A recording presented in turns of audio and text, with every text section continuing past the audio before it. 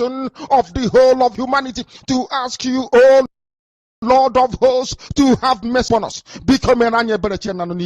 You must have mercy upon us. We have suffered enough. We have been subjugated enough. We have been tortured enough. We have been imprisoned enough. We did not do these people anything. Our only crime is to answer your name. Our only crime is to be born your children. Our only crime is to excel at everything that we place our hands into. Our only crime is to exhibit your glory and your blessing, which manifestedly is upon our lives every blessed day. That is why they want to kill us. That is why the British want to join those of them who don't know you, to destroy your creation and your inheritance. You will not allow shame to befall your name. You will not allow the enemies to triumph over the lives of your children, because you created us to exist, to worship, to honor, and to praise you. That is exactly what we are going to do when this Biafra comes. It will come in truth and in every honesty, because we remain every blessed day whiter than white and whiter than snow. Is there any way that we have sinned that you cannot forgive us our trespasses, to enable us to fulfill your own word, which was spoken thousands of years ago, that instead of what you promised not to come to pass, that heaven and earth will cease to exist? You opened your mouth to bless mankind to the coming of Yahweh Yeshua, who came here and said, let your kingdom come on earth as it is in heaven.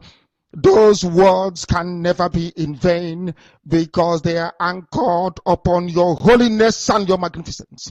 That is why in the end we know that Biafra will come, that these children that we have given birth to all over the world, and their children, and their children, and their children, as long as they give birth to them and they are Biafrans,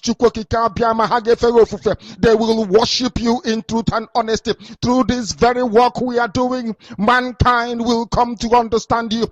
Let your miracle be wrought in our lives. Let us witness and behold your magnificence, your holiness, your mystery, and your grace under our command. O Lord of hosts, we call upon you. We call upon you to heal. We call upon you to provide succor to those of them who are inconsolable.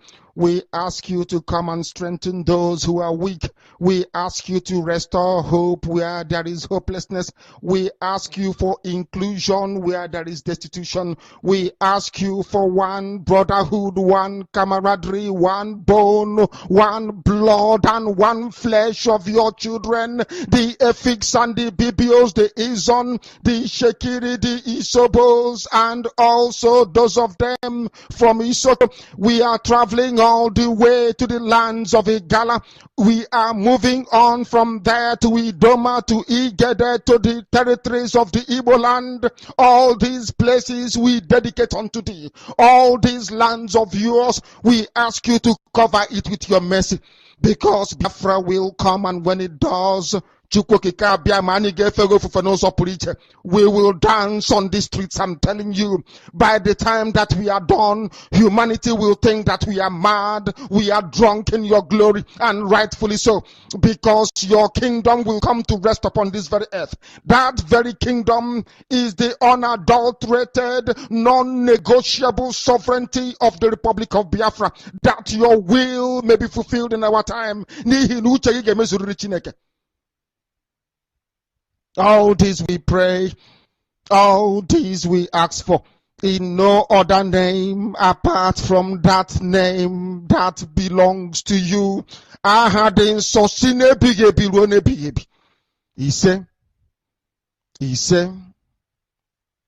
said, I am not a Lagosian. My husband worked with the government closely, you know, and I'm like in the middle.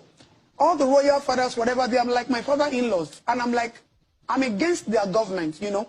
So when I get home, the pressure be like, talk to your wife now. What does she want? And all that, you know. Let's offer her this. Like, I would never bulge. So I said, okay, let's go another route. So I did a video. I said, Jagaban a scam. According to, let it not be me alone, let it not be my opinion alone. According to our opinion, this man is a scam, his name is a scam, his education is a scam, his income is a scam, Nigeria itself is a scam. I had to first break down what, because sometimes when you're looking for solution, you have to first break down the problems. You know, so I had to first break all that down and said, okay, are we giving the country to this man who we feel is a scam, he suits the country? No. Everybody, go get your PVC. But you know the way social media is. People will not even patiently look at it all. And then the next thing I saw was, they've given just Adeto 100 million. She has bored. She's endorsing. I would never endorse Tinubu. I'm saying it loud and clear. He is my father. My husband worked for him closely. He's like my father-in-law. He owns Lagos State because this Lagos State practically belongs to one person. I call him my father, and he remains my father, but I would never support his political ambition. I would never do that. Why? Because I feel you lay the lives of people down for your own personal career. If you say you deserve to be the president, why didn't you come in at the right time? You use the whole nation to play a game. You used us to play chess. You waited and you try, like you're matching and patching and patching. Okay, you brought Buhari. Immediately after Buhari, I'm coming. No, it doesn't work like that. You don't know Buhari's mind. You don't know what his intentions were. And during the NSAS, when we the youth came out, when we wanted a better Nigeria, when we wanted our voice to be heard, you blanked out. You left us. Jagaban acted like he wasn't in existence. Whether they were using, he was sick and all that. And at that time, I kept on talking, and all the message I gave, Baba said he's sick and you are insulting. You are sick does not mean you can't lend your support. Fellow Nigerian, in search of excellence for Africa, my mission remains to create awareness, advance practical solutions, and transform mindsets via case studies. Together, let's midwife deliverance for our race, country, and continent. Please share this video. I am Dr. Israel Noyerem Davidson. Thank you. In 2001, US-led forces overthrew a Taliban-led Afghan government following the 9/11 attacks led by the Al-Qaeda leader Osama bin Laden. For the next 20 years, the US and allies enforced democratic ideals, built up Afghan security forces, and provided operational air cover. The Taliban continued to attacks. Now, eventually, under President Trump, the US promised to pull out if Taliban agreed to stop attacks and hosting terrorist groups. Today, the Taliban militants have declared Islamic Emirate of Afghanistan and overrun most of the country at lightning speed with little or no resistance from the 300,000 US trained and heavily equipped Afghan forces. US general could not believe an army could crumble at that rate. I did not, nor did anyone else, see a collapse of an army that size in 11 days. There'll be many postmortems on this topic, but right now is not that time. It is believed the Afghan soldiers, though diehards, had unquenchable allegiance to jihadist ideologies practiced by Taliban. There were Afghan soldiers by day, Taliban at heart, and Taliban at night. A situation some suggest currently exists in Nigeria too. So Afghanistan was simply handed over to the mullahs to govern, based on their shared jihadist ideological leaning. The south and middle belt of Nigeria should wake up with urgency. The Afghan situation is cooking fast in Nigeria today.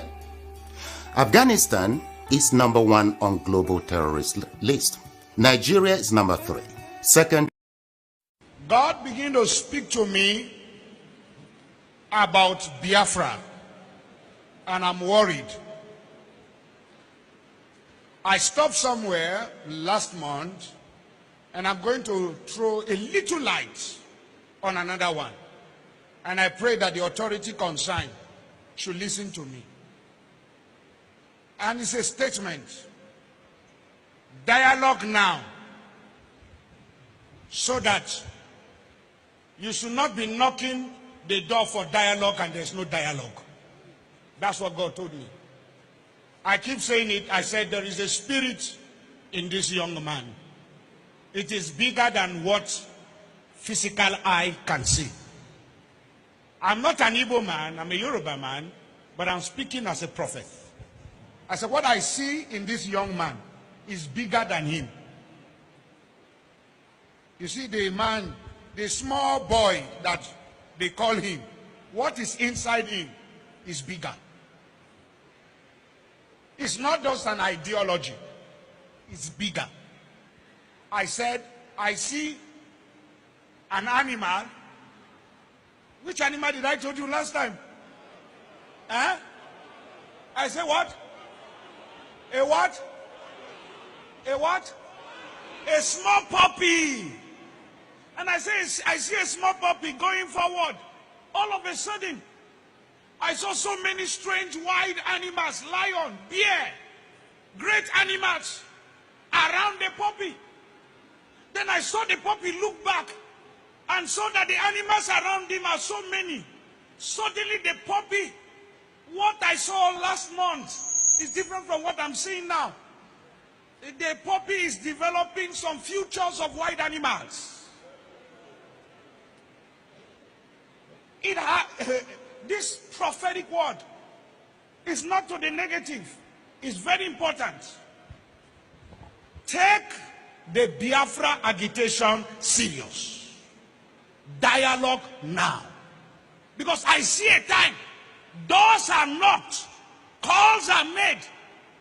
People who are heady are saying we have come down, but these people are not willing to dialogue again. Please, redeeming the time, for the days are evil. Dialogue now. Dialogue now. I repeat it again. I'm not an Igbo man, but I'm telling you what I'm shown in the spirit. What?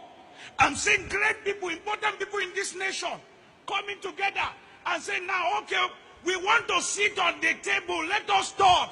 But the people you want to talk with are saying, it's too late. Please, dialogue now. The days ahead are evil. Dialogue now. This is not a cry of a baby. It's a cry of an adult. I repeat it again. Dialogue now. The Bible said, blessed are the peacemaker, for they shall be called the children of God. Please, every authority, there come a time when a revolution is about to take place. The power of gun, bombs, and bullets cannot hold an ideology. Please, dialogue now. This is not the time of, I have bullet, I have gun, I have bomb. This has nothing to do with bullet and bomb. If you know what I'm seeing in the realm of the spirit, everyone in federal authority should take the Biafra agitation serious. If you are once a founding father of this nation, sit down around the table and listen to your children. Dialogue now.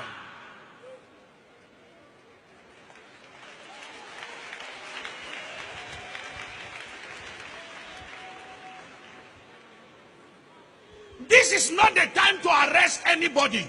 It's the time to hear the cry of the people. Dialogue now. Because it's going to be the last resultant solution at the end. But when you are asking, when the king comes down from his throne and he's saying, I'm ready to talk, and everybody is throwing stone at you, then you will know that it is important to dialogue with honor and prestige and go out, and there is peace in the land.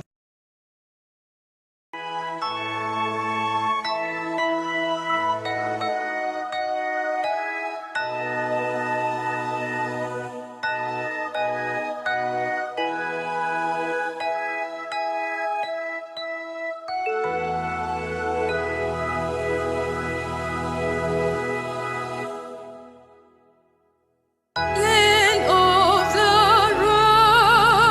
rising sun.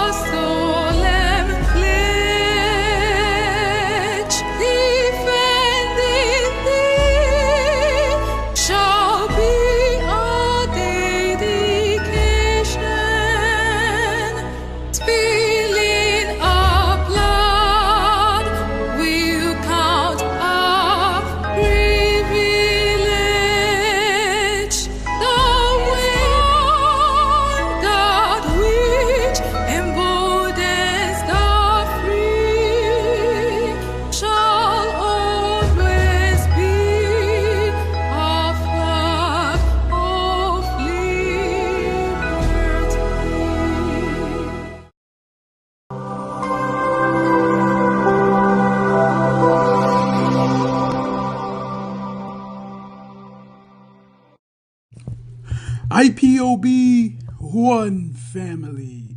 Biafrans all over the world. If we want safety and security for our people, then let's continue to support Eastern Security Network. All donations are welcome. No contribution is too small or too large. Do your part, knowing that freedom is in our hands and together we must all rise to the occasion.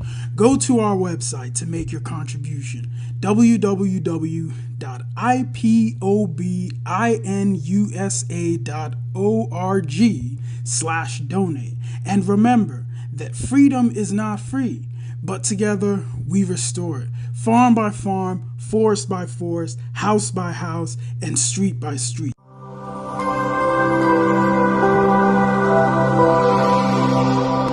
You must listen to her. Of course, you must go and listen to Simon Ekpa, who is doing a very fantastic job.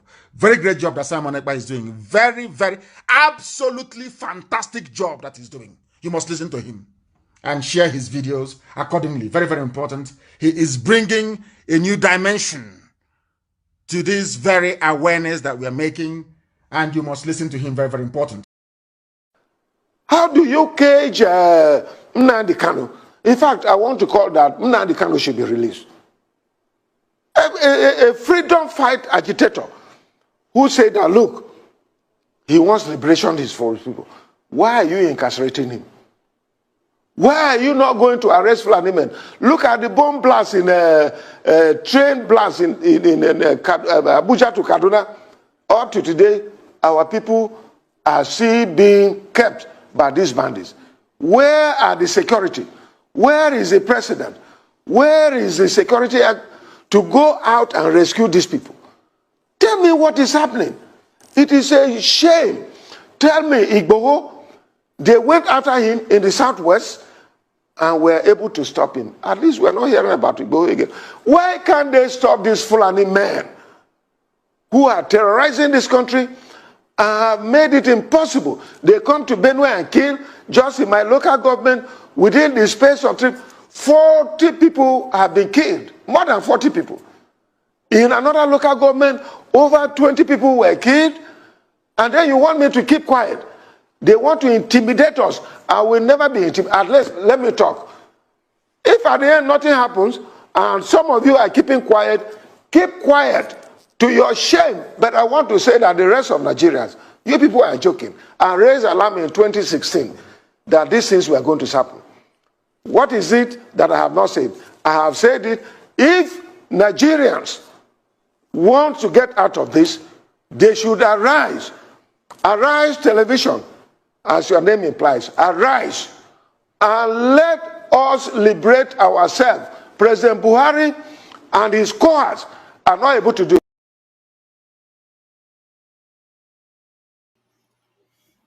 Good evening, good morning, good afternoon. Welcome to the program today. This is live and direct on Voice of Biafra 97.5 FM. Live and direct on Enter Biafra channel 1 and 2. Live and direct on all Enter Biafra platform. Live and direct on IPOB Autopilot media platforms.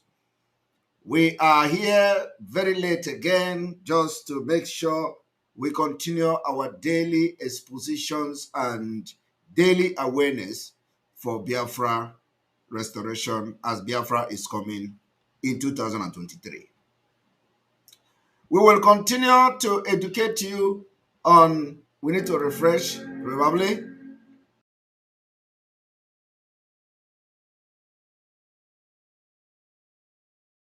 We are going to continue to educate you on the Abuja Declaration of 1989.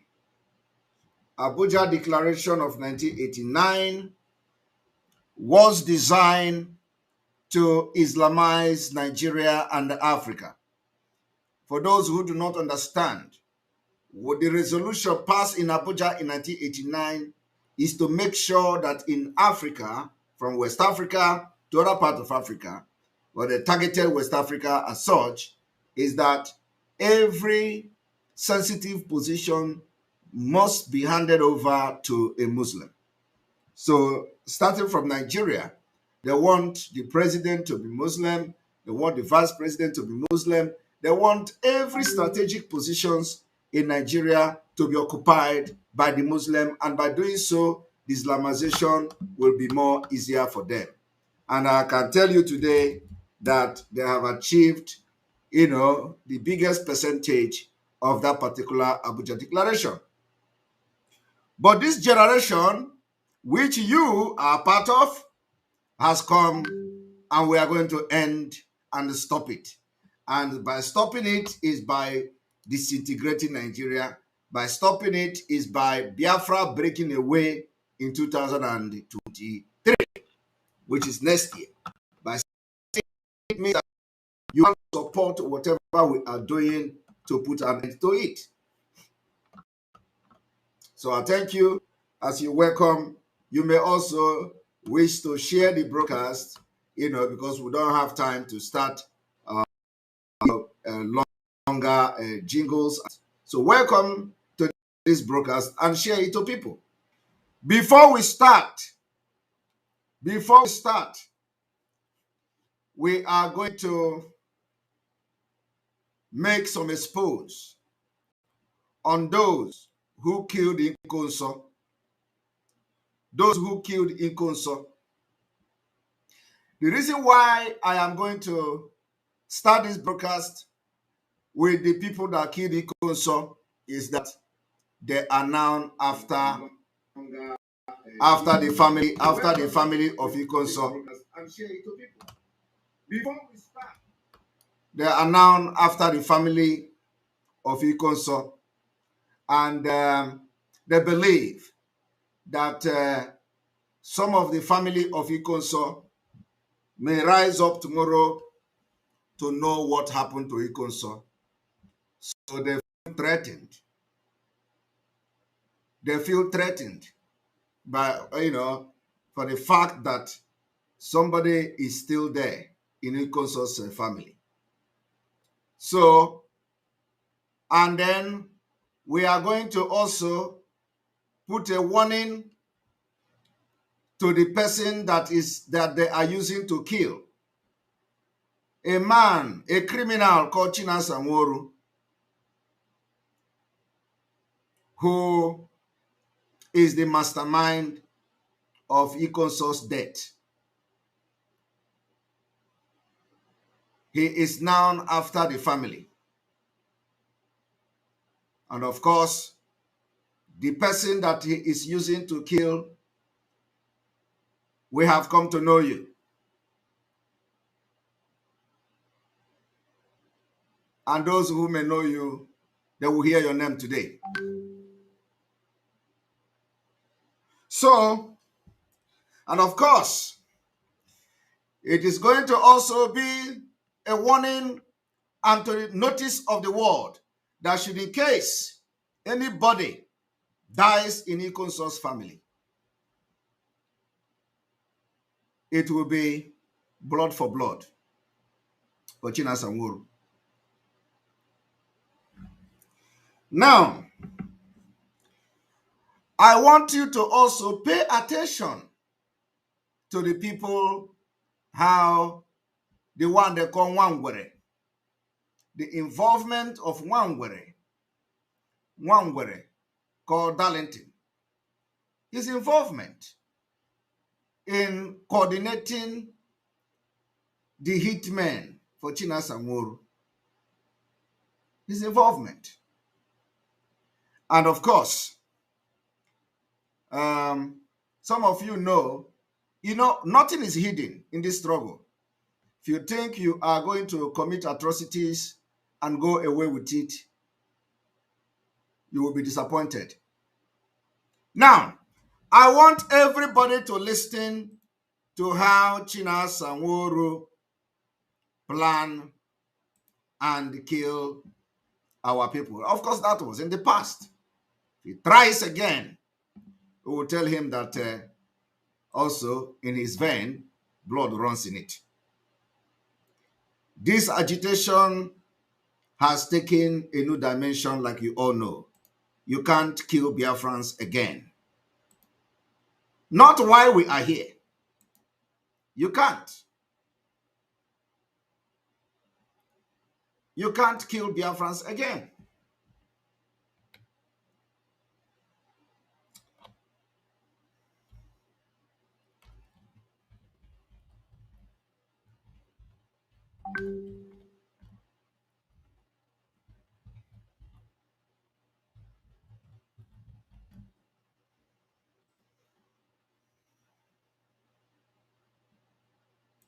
So I want everybody to listen and pay attention very, very attentively.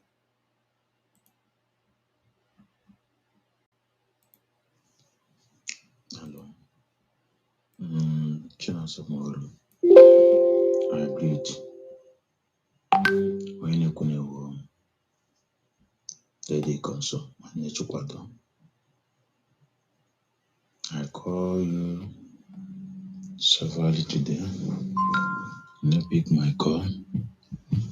So, don't know what is the problem or where the problem is.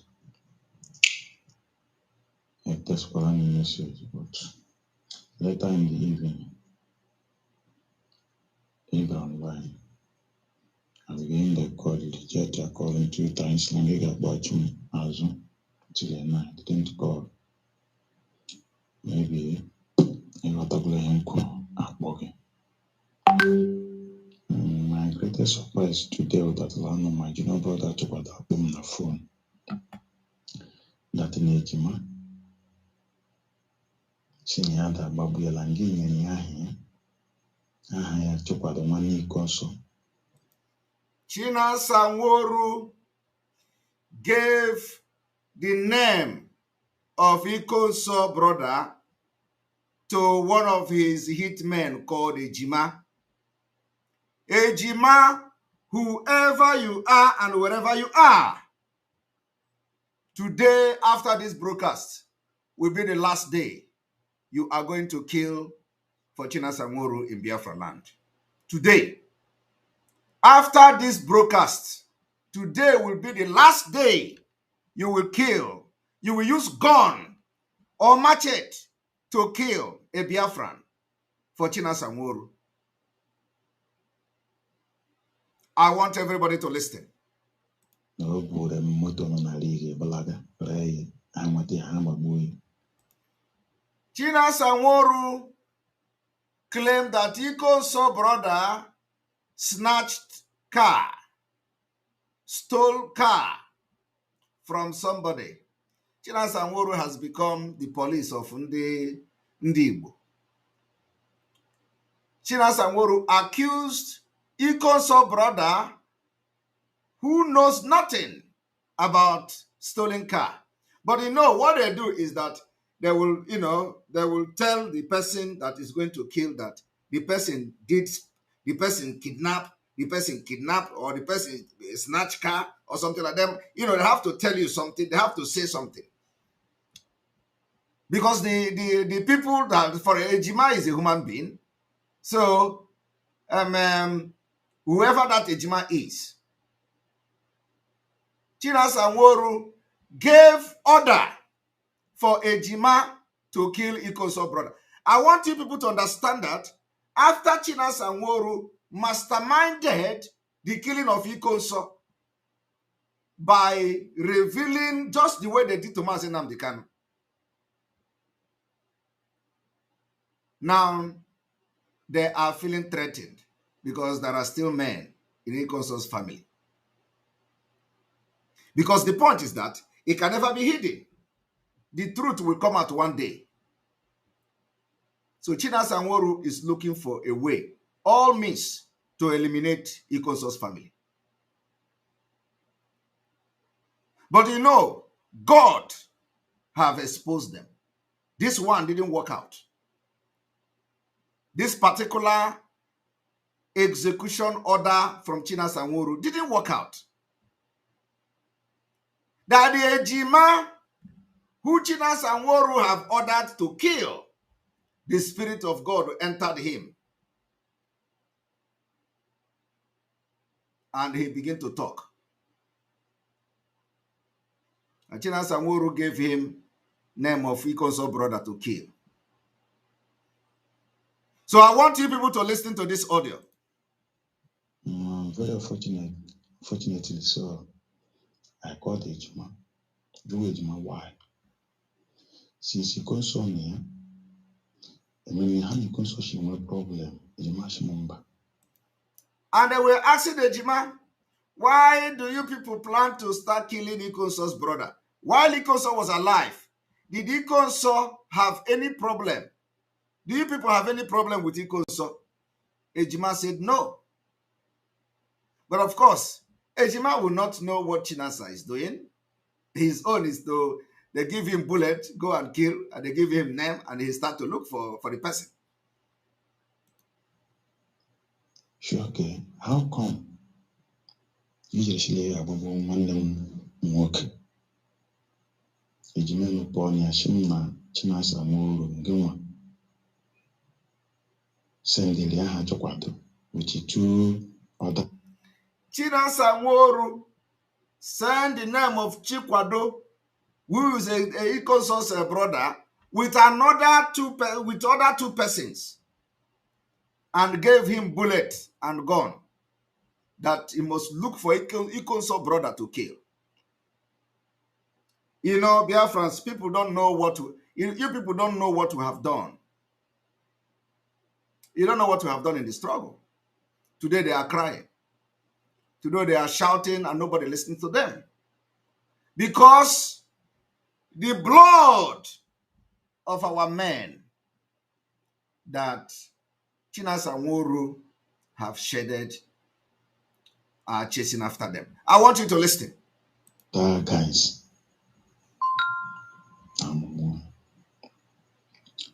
the Chinasa Bachakwan and Ejima Bacham, how come? I guess I need to take a Kwado on radio. Shimbala, Ihapola out of hand, Madame Bunyaki Adocha. And then because on the American Limen, Chinasa Nworu Limen, American Consul betrayal. And the person is telling them, in all these things, all of you, Ikonso has never betrayed any of you.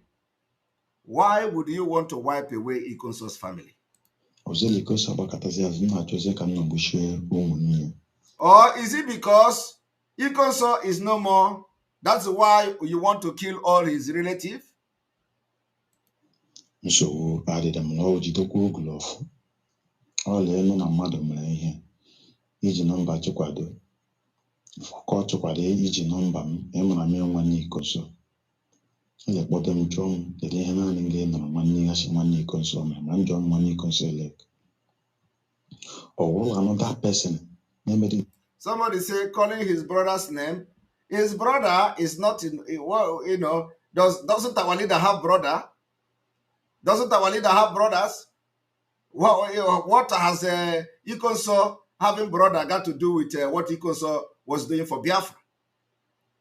Or if you are fighting for Biafra, you should not have brother again in Nigeria.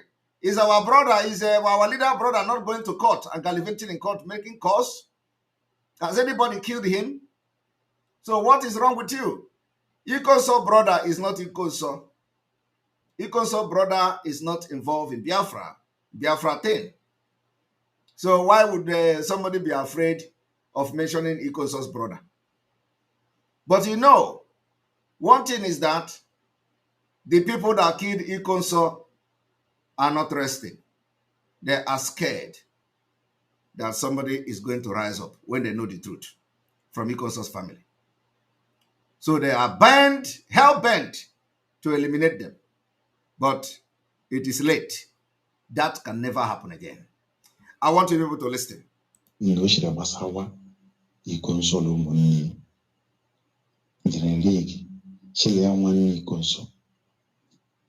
Abraham went to big yen or whatever, or bring a poor like also. A pag is here always among them. Actually, a boy chopado. How only now the chopado. See to be a babuya, neighbor motor be that they gave him car. What, you know, Of course, they have to ask, they have to say something, you know. So Chinasa, the criminal, is now the one policing every, you know, of course, you know, this was then. So this Ejima that they will buy gun and give, Chinasa Nworu will send you money from Kuwait. IPOB for those idiots, some of the idiots that is still contributing money to them. They will contribute money to them. Chinasa Nworu will use the money and they send it to the criminals because they are not in charge of ESN. ESN are decent men. ESN cannot take life of Biafra people. ESN, they know what is called the rule of engagement. Chinasa Nworu, all these people that are still contributing $10 to them, they will contribute the money. Chinasa Nworu will send the money to Ejima. And you know, because probably these are the dead men squad, that are, you know, the criminals they have. And then that one will buy bullet, put in the gun, and begin to hunt for the people. And then one day they will kill the person, and they will use one Hopus or the mask car to carry the person. They will parade it. They will show you, oh, we are in Biafra. This is ESN. They are not ESN. They are not ESN. Ejima, your name is now in the public. And we're going to know who you are. He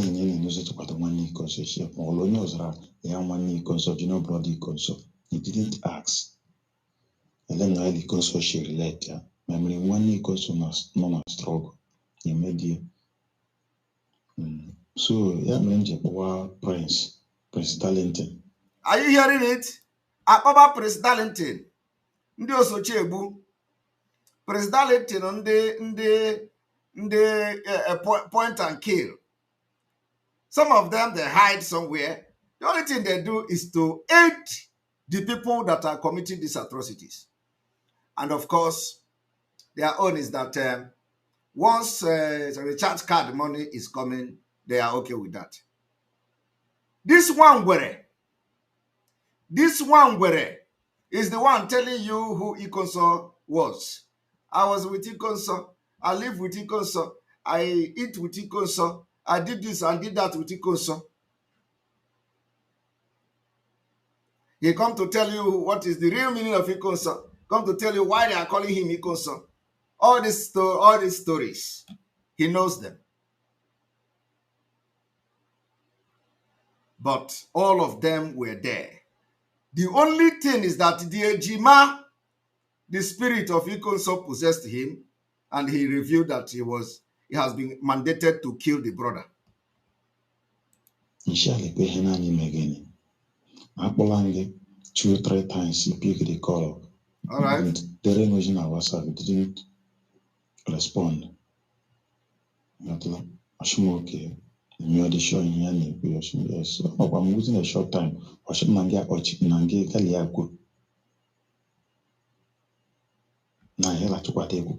hearing that? Immediately as they were calling the criminal Chinasa Nworu, he refused to pick the call because he knows why the person was calling him. He refused to pick the call, but instead of picking that call, he called to Darlington, to Nwangwere. Criminals. He called to Nwangwere. And Nwangwere is the one who, you know, supervises the order of Chinasa Nworu.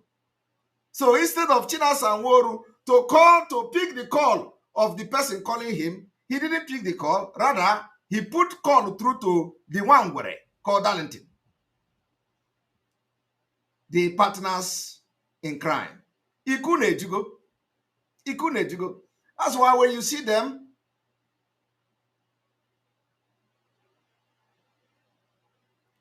somebody say, I should stop interpreting. There are people who don't understand what he's saying. Now, I am at a such a thing. Watch Ejima, Shejima, Aponona. Ejima Shipam, yes, and get Boparia within that time. I hope get Boparia. Okay.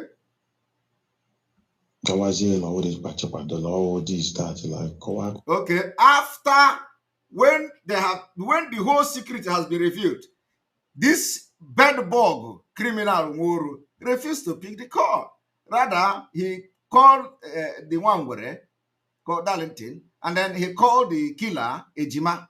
That Darlington is working with the Ejima to eliminate the Ikonso's family, and he will turn around and be telling you how they are together, how Ikonso is the best, how Ikonso is his friend, how this and that. But behind Ikonso, Darlington was looking for a way to eliminate the families.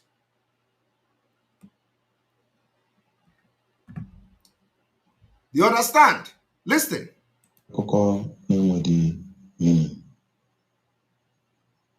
Okay. Anyị mmadụ tụkwado ma mebi na wezigala Chineke jọsọ review ihe anyị ewu na ọla tụkwado nọrọ onwe ya ma. Are you hearing it? That if not that Chineke, which is God, revealed it, that the Ejima opened his mouth to say it, what they would have done is that this Chikwado, Ikonso brother, will just be on his own. They will enter where he is and shoot him dead. Listen to it. That is what they have done to many people before now. Or maybe na wezigala Chineke jọsọ review ihe anyị ewu na ọla tụkwado nọrọ onwe ya ma jebere ibe ọ na-eje ndị apụta tag ya gbagbuo ya. Yes. Then ịnụzie obi ọma na-akpanye ma mgbe ịbịazi chọpụtala ọwa ashị anyị ihe ibu shi gbagbuo tụkwadoro ọwa ashị then amadị how you go be. Okay. Ọnọdụ mma o. Some people ekwuola ihe too much gbasara anyị nke lara dị ahụ shi ekpe nye nne m si shi gbagbuo. Okay. Ndị nọkwala struggle ọ bụla ha na-eme isi ike ihe ga-eme wụkwa ịchọọ onye nọ ha nso kpọọ ha kọntrol ha shi mgbe nne mewere ihe dị nọ nne loud ihe ga-eme gara akpọ the person shi gbagbuo ha nweta ya ha gbagbuo. Are you hearing it? Ka esi achọ Biafra. Okay. You see, because ebrozo onye ọzọ n'isi ọ dịka ebukwu nkụ. Now people are now getting the message. Okay? This person talking now cannot understand what we have done and what we are doing.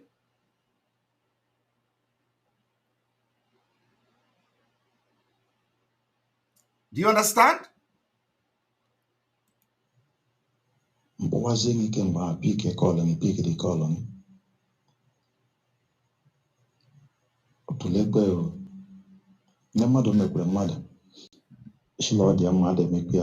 Okay.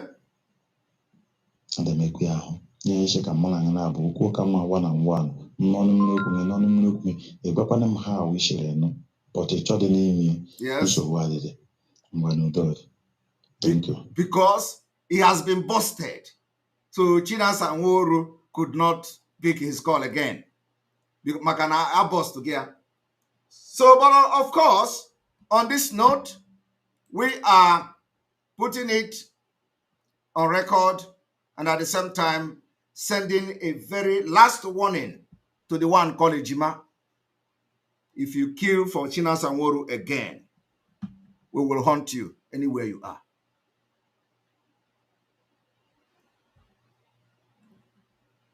Of course, you have been doing it, so maybe I've done it in the past, but now you can't shed the blood of any Biafran and go free. Both from Ikonso family to anybody. So, and we are going to watch you. You are not invisible. You can't. You can't kill for Chinasa again. From today. And the one that have knowledge of who they are going to kill and eliminate also.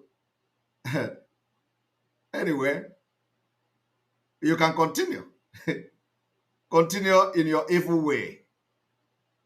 Those who think that Biafra is where to practice cannibalism, you will all reap what you sow. On this note, we are now going to the exposition of today. You know, these people doesn't exist, but it is very, very important that now some of the things are coming up and people will know what we have done in the past and how we have ended their criminality. We are ending it. If it is before, you will see every day they will say this one has been killed, that one has been killed, this one. What they do now is to arrange some people in the community, and they will capture one person and begin to video the person, you know. And then, of course, when they video the person, they will begin to call someone. I don't even respond to all those nonsense. These are, you know, inconsequential people. They will gather in a place and carry one person, put his hand, you know, tie him and begin to talk. Are you fake ESN? Are you this one? Okay, this is Monekpa. One video like that came and, oh no, from nowhere, from Blue Moon, the guy begin to talk. Okay, you people that are working for Simon Ekpa. I just laugh. Because, you know, you can't beat me in a game that I'm very, very well, I'm well-grounded, professional in it.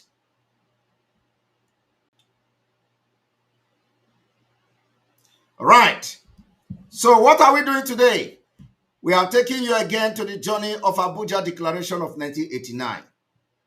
This is exactly 48 minutes into the program. So if you want to watch only the Abuja Declaration and our exposition of today, you are going to start from the 48 minutes into this program. And so therefore, you know the continuation of what we have yesterday, exposing how far they have gone in their Islamic agenda. Now I want you to listen to this.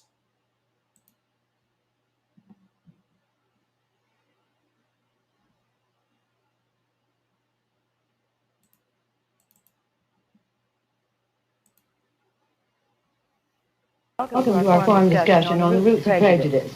All four participants in today's discussion are high school students from Africa. Now, from Nigeria, Mohamedou Lima, 18 years old. I'm a Mohammedan, and I have prejudices against Christians too in southern Nigeria. You said you have prejudices against Christians in southern Nigeria. Is that particularly because they are Christians? I'm a Christian myself, but I have no prejudice against Mohammedans. I rather prejudice against whites. Am I right? Let me ask Mohamedou another question. You said at the beginning that you were Mohammedan, that Nini was Christian, that you had some prejudices against Christians. Yeah. Let me ask you a fairly frank question. Do you have any sense that Nini from the Gold Coast is less purely African than you are? Yeah, I often feel that. Why? You see, we in Nigeria, and now part of Nigeria, northern Nigeria, we often feel that Africa is for Muslims, not for Christians. It's meant for Muslims. And did you hear that? As far back as 1950-something, the man is telling you that there in the northern Nigeria, believe that Africa is for Muslims. Do you understand that? He said they believe that there in the northern Nigeria, as far back as 1950-something, that there in the northern Nigeria believe that Africa is for Muslims. This particular mindset is what gave birth to Abuja Declaration of 1989. I want you to know how far they have gone. From this 1959 to the 1989, you can check how many years. They didn't stop from there. They continue to pursue this thing, and in 1989, the Muslims, they gathered in Abuja how to take over Africa. I want you to know, you see, when you don't have information, you perish. When you don't have knowledge, you perish. And what we do here is we bring pure fact and figures and evidences, what we teach. I want to take it back. Against Mohammedans. I rather prejudice against whites. Am I right? Let me ask Mohamedou another question. You said at the beginning that you were Mohammedan, that Nini was Christian, that you had some prejudices against Christians. Yeah. Let me ask you a fairly frank question. Do you have any sense that Nini from the Gold Coast is less purely African than you are? Yeah, I often feel that. Why? You see, we in Nigeria, and now part of Nigeria, northern Nigeria, we often feel that Africa is for Muslims, not for Christians. It's meant for Muslims. And we in the northern Nigeria, we believe that Africans are for Muslims, not for Christians. Did you hear that? We believe that Africans are for Muslims, not for Christians. And they've continued to pursue that particular agenda. So let us listen. Our social life is entirely in Nigeria. We often feel that Africa is for Muslims, not for Christians. It's meant for Muslims. And we in Nigeria, we often feel that Africa is for Muslims, not for Christians. It's meant for Muslims. And our social life is entirely different from the Western ways. We are totally opposed to it because it sort of try to disassociate our religious principles.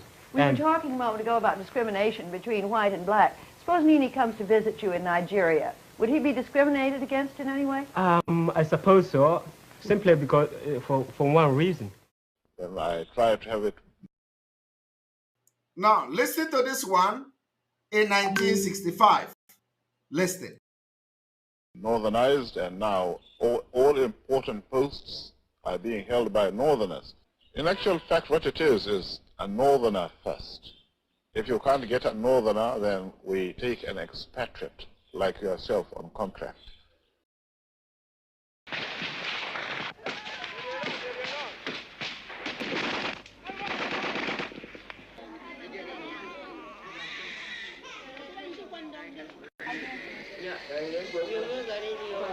So that's EPOB. It's just like a dot in a circle. If they want. And he said, we are like a dot in the circle. We are like a dot in the circle. The same agenda from 1950 to 1965 of Ahmedu Bello, or whatever his name is, to 2022. Listen.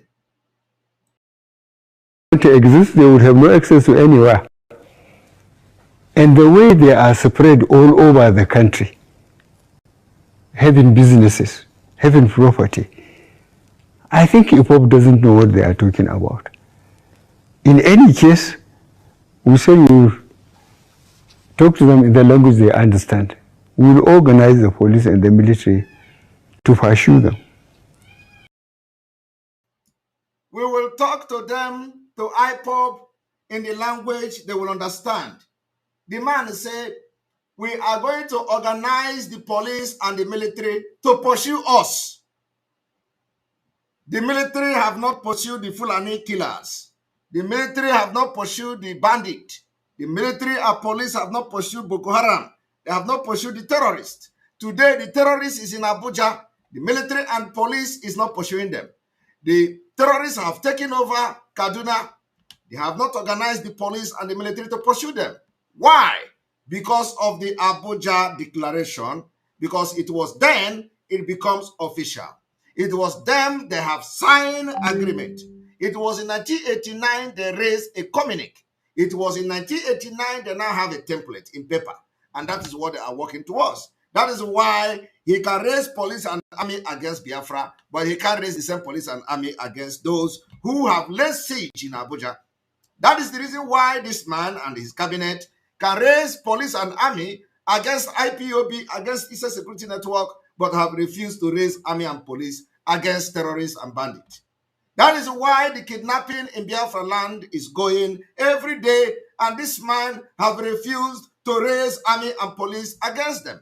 But here, he boasted how he's going to raise police and army against us. Now ask him, are they finding it easy in Biafraland? We are dealing with them mercilessly.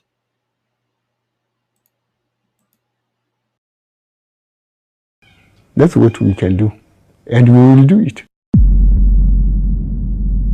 Let me make some revelations, because some of us also have our own intelligence networks.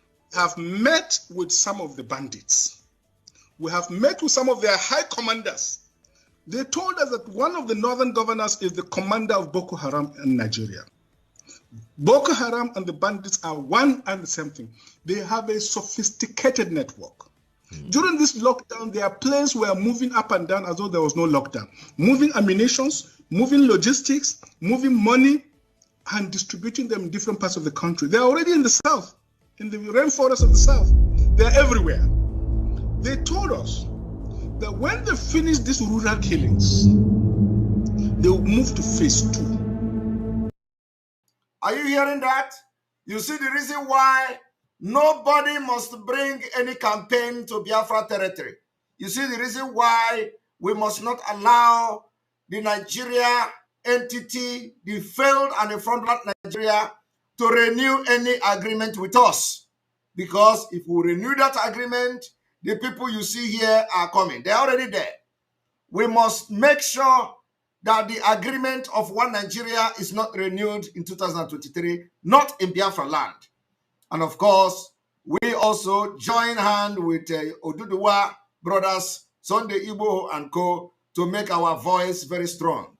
That the ultimatum that the Oduduwa nation, Oduduwa people have given to Fulanis is the same thing applicable to Biafra people starting from today. So it is not just about the terrorists in uniform and all that.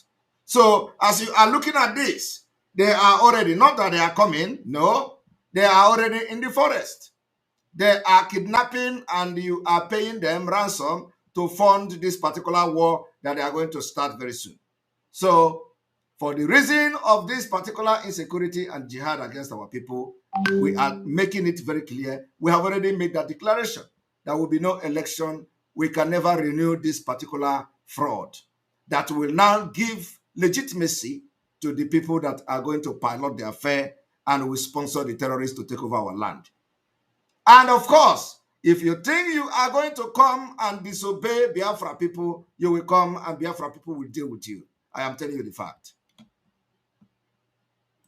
The phase 2 is they will go into the urban cities, going from house to house, killing prominent people. I can tell you, this is the game plan. All right. By 2022, they want to start a civil war in Nigeria. And secondly, Sheikh, you talked about a tribal war going on.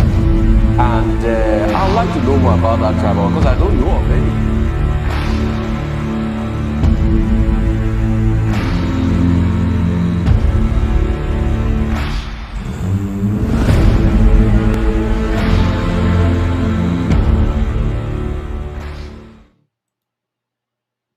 Now, that is not all, okay? That is not all. We are still on Abuja Declaration of 1989 and how far they have gone. I want you also to listen to this. When you look all around you and you see poverty in Nigeria today, you think it's by accident. It's not by accident. It is by design. Poverty and ignorance are important ingredients in the maintenance of feudal orders. Do you understand what that means? The reason why you are into poverty today, the reason why you have no food, you have nothing to talk about, you have nothing to write home about, is that is the feudal, the Fulani system of rulership is to make sure you are poor. They will bring you down to their level of poverty and beat you with experience, so that you don't have the tenacity, the audacity to rise up against them. That is why they are so bitter that we are all over the world doing things they didn't think it will happen today. Simon Ekpa is talking from far away abroad, talking to people in Nigeria. They don't like that because, you know, they thought that every Biafra would be in Nigeria, so that by now they would have used military and police to even, do you know what they do? They are regulating everything. They, you know, they regulate the media, they go to Google, they go to YouTube, they go to Twitter, ban IPOB, ban Biafra, ban this, you know, because they could not give us poverty. We ran away from poverty. They couldn't force poverty into us.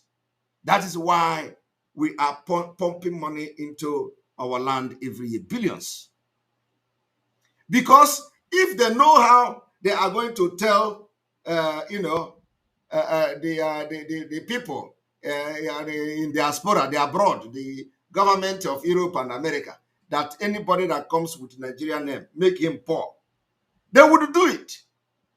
They will put call through to the government of the world that if you have a Nigeria there, please make sure that Nigeria don't rise. Make sure it does not become a millionaire in your currency. They would do it. Because when you become a millionaire, you are a threat to them. They know one day you are going to rise up. So I want you to listen. All you know, the more questions you would ask. And they subject you to ignorance. They make you to be ignorant of everything.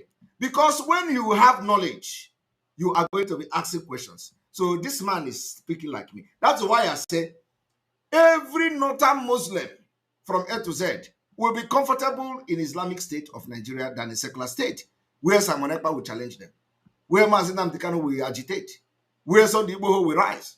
So they are going to be comfortable in Islamic State, where they are governed by Sharia, than where somebody will rise up from somewhere infidel and begin to challenge them.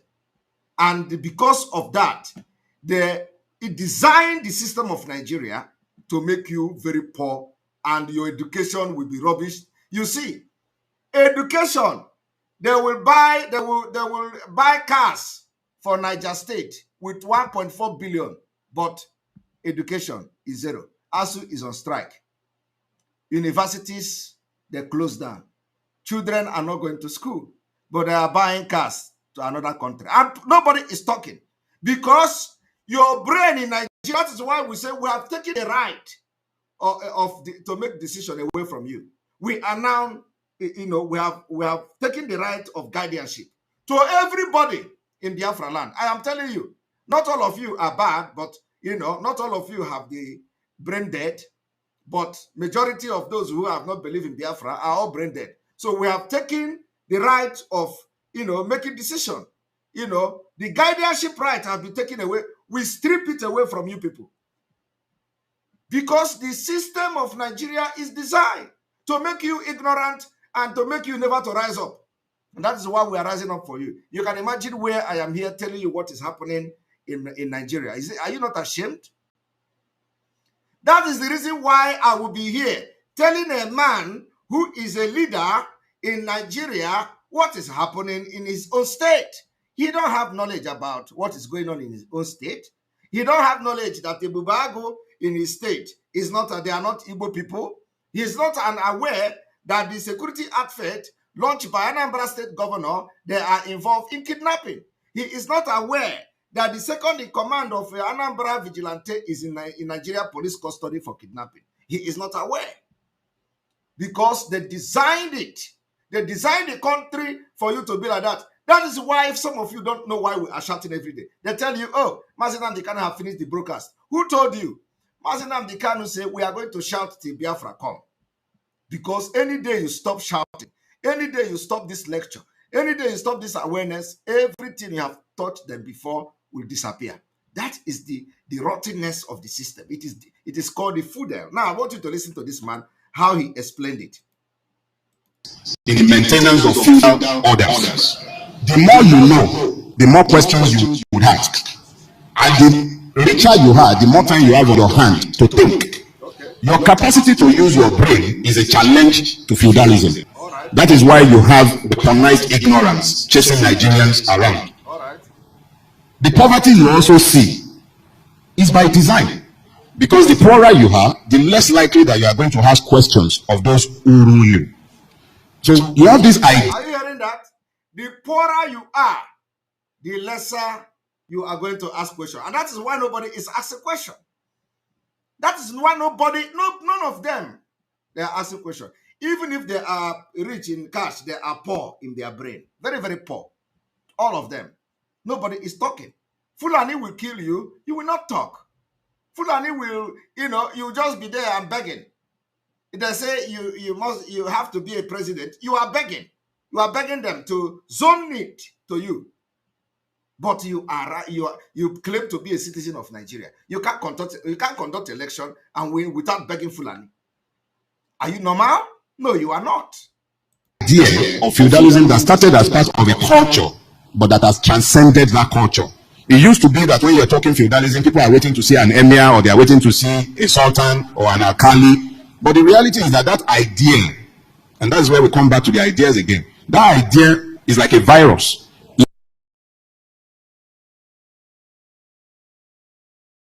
When you look all around you and you see poverty in Nigeria today, you think it's by accident. It's not by accident. It is by design. Poverty and ignorance are important ingredients in the maintenance of feudal orders. The more you know, the more questions you would ask. And the richer you are, the more time you have on your hand to think. Your capacity to use your brain is a challenge to feudalism. That is why you have weaponized ignorance chasing Nigerians around. The poverty you also see is by design. Because the poorer you are, the less likely that you are going to ask questions of those who rule you. So you have this idea of feudalism that started as part of a culture, but that has transcended that culture. It used to be that when you're talking feudalism, people are waiting to see an emir, or they are waiting to see a sultan or an alkali. But the reality is that that idea, and that's where we come back to the ideas again, that idea is like a virus. All right. So you've just listened to that. Now let us go to those who are not poor. I want to bring our chief, very formidable chief that always speak. I want you to understand everything this man is talking about is Abuja Declaration. Important to me today is that there's a process of Islamization coming on. This is what Buhari is doing. And when you see the attack from Benue, Plateau down to the southeast, these are the hardcore, strong areas of Christianity in the south of Nigeria. When they are demonized, when they are reduced in strength, ask me, what are Nigeria people doing in the southeast? What is Nigeria doing in the southeast? People in the north have been warning me that we are talking about election. Something much more serious is coming. Because he wake up one morning and declare a state of emergency. His military is all over the place. His herdsmen have taken over the whole southeast. Our people will wake up and you don't even know where to run to. Are you hearing that? What this man is saying here is the reality. The reality, the effectiveness of the 1989 Abuja Declaration. Abuja Declaration have succeeded to some point. That is why they can deploy the military unchallenged. That is why they can deploy police unchallenged. That is why Southeast can be under siege. And nobody from Southeast is talking. It's because the Abuja Declaration have succeeded somehow. That they have caged everybody and nobody is talking except us that are from abroad. So Abuja Declaration is not here. It is not effective in Europe. It's not effective in America. But it is effective in Nigeria. That is why nobody is talking. And I want you to listen. You won't remember that P2B or Atiku, anybody is running for presidency. He has a different agenda. This is why he's not interested in the killings in his country. Are you listening to that? They all have different agenda. Not only Atiku. P2B is not talking about the killing in Biafraland. And the idiots, the people that Fulani have used Fidel to destroy their brain, who cannot think, who cannot ask questions, they are even not eating 3 times a day. Some of the people shouting obedient, they don't eat. So how can somebody who doesn't feed himself very well will be thinking normal? They will say, Obi, we are obedient. Obi is coming. If you engage them on discussion, like intellectual discussion, hey, Chineke God, you will be throwing up. Because ndị abu iti boribo, iti abụọkwa iti nke no iti gbajiri chalk, you know, iti will break chalk. That is the worst iti.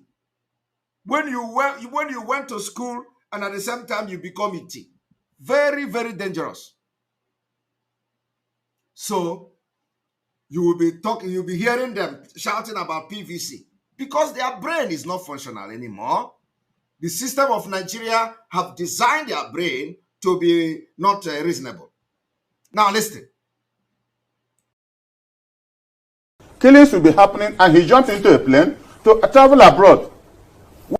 Tinubu has not visited the Southeast, not in primary, before primary, or after that. He's not interested.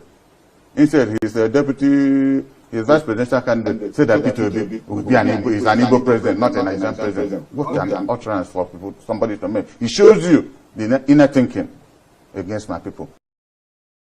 Yet, they are hoping on one Nigeria election. Like we have said, if you think that this election is going to hold, honestly, you don't know what is coming. Why must he say that P2B will be an Igbo president?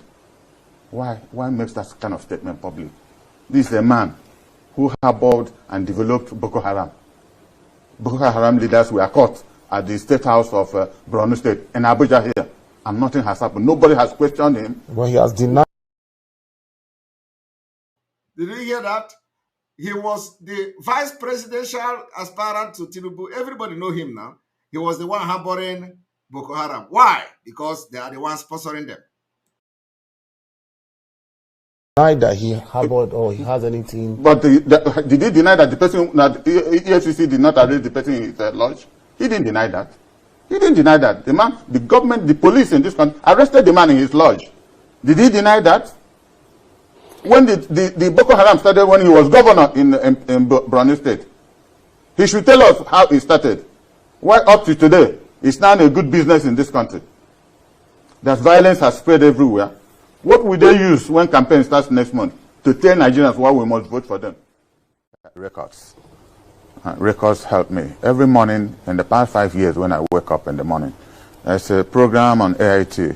People they conduct a Catholic Mass. And after that, there's a program for 15 minutes called Light of the Nation. If you listen to that program, you'll be a better Nigerian. Whether you're a Catholic, an Anglican, a Muslim, it's been a point of duty for me to listen to that program. It motivates me spiritually to at least be honest to myself. And I say this in realization of the fact that people, especially in my region, in my zone, live on a lot of beliefs and passions, not factual truth. Until you remove passion from the fact, then you start seeing clearly. And I say this because the P2B saga is a young man I love so much. I don't think politically anybody has done to him what I did. I was chairman of PDP and declared on national television that he won election and not Chris Ngige. And Obasanjo and the national chairman then called me on emergency. I said, what did I do this? And I explained to them why I did what I did. By the time I said that, I didn't know who P2B was. A few days later, he came to my house with now late Chief Jacob Nwokolo, one prominent Anambrarian one prominent Anambrarian from Abagana. And he said, you mean you have not met? I said, I've never seen him. I'm just seeing him for the first time. What I just told you, I said it about 2-3 months ago at the PDP zonal meeting in Enugu. P2B was sitting down, our 2 governors were sitting down, and every other prominent person. I said, I addressed issues based on facts. Because I looked at the behavior pattern of Chris Ngige. I said, no, we knew what we did to make him governor. And you cannot steal from those who stole for you and run away. That was how they attempted to abduct him. But that aside, Peter was handed over ABGA by Chief Odumegwu Ojukwu.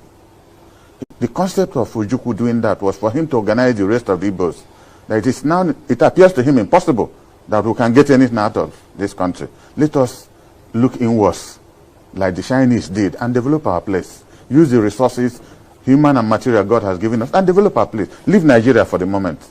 Because like if you go to Ecclesiastes 3, 1-9, it says there's a time for everything under the sun. A time to live, a time to die, a time to do this, a time. So we read that and we take it for granted. There's a time for everything.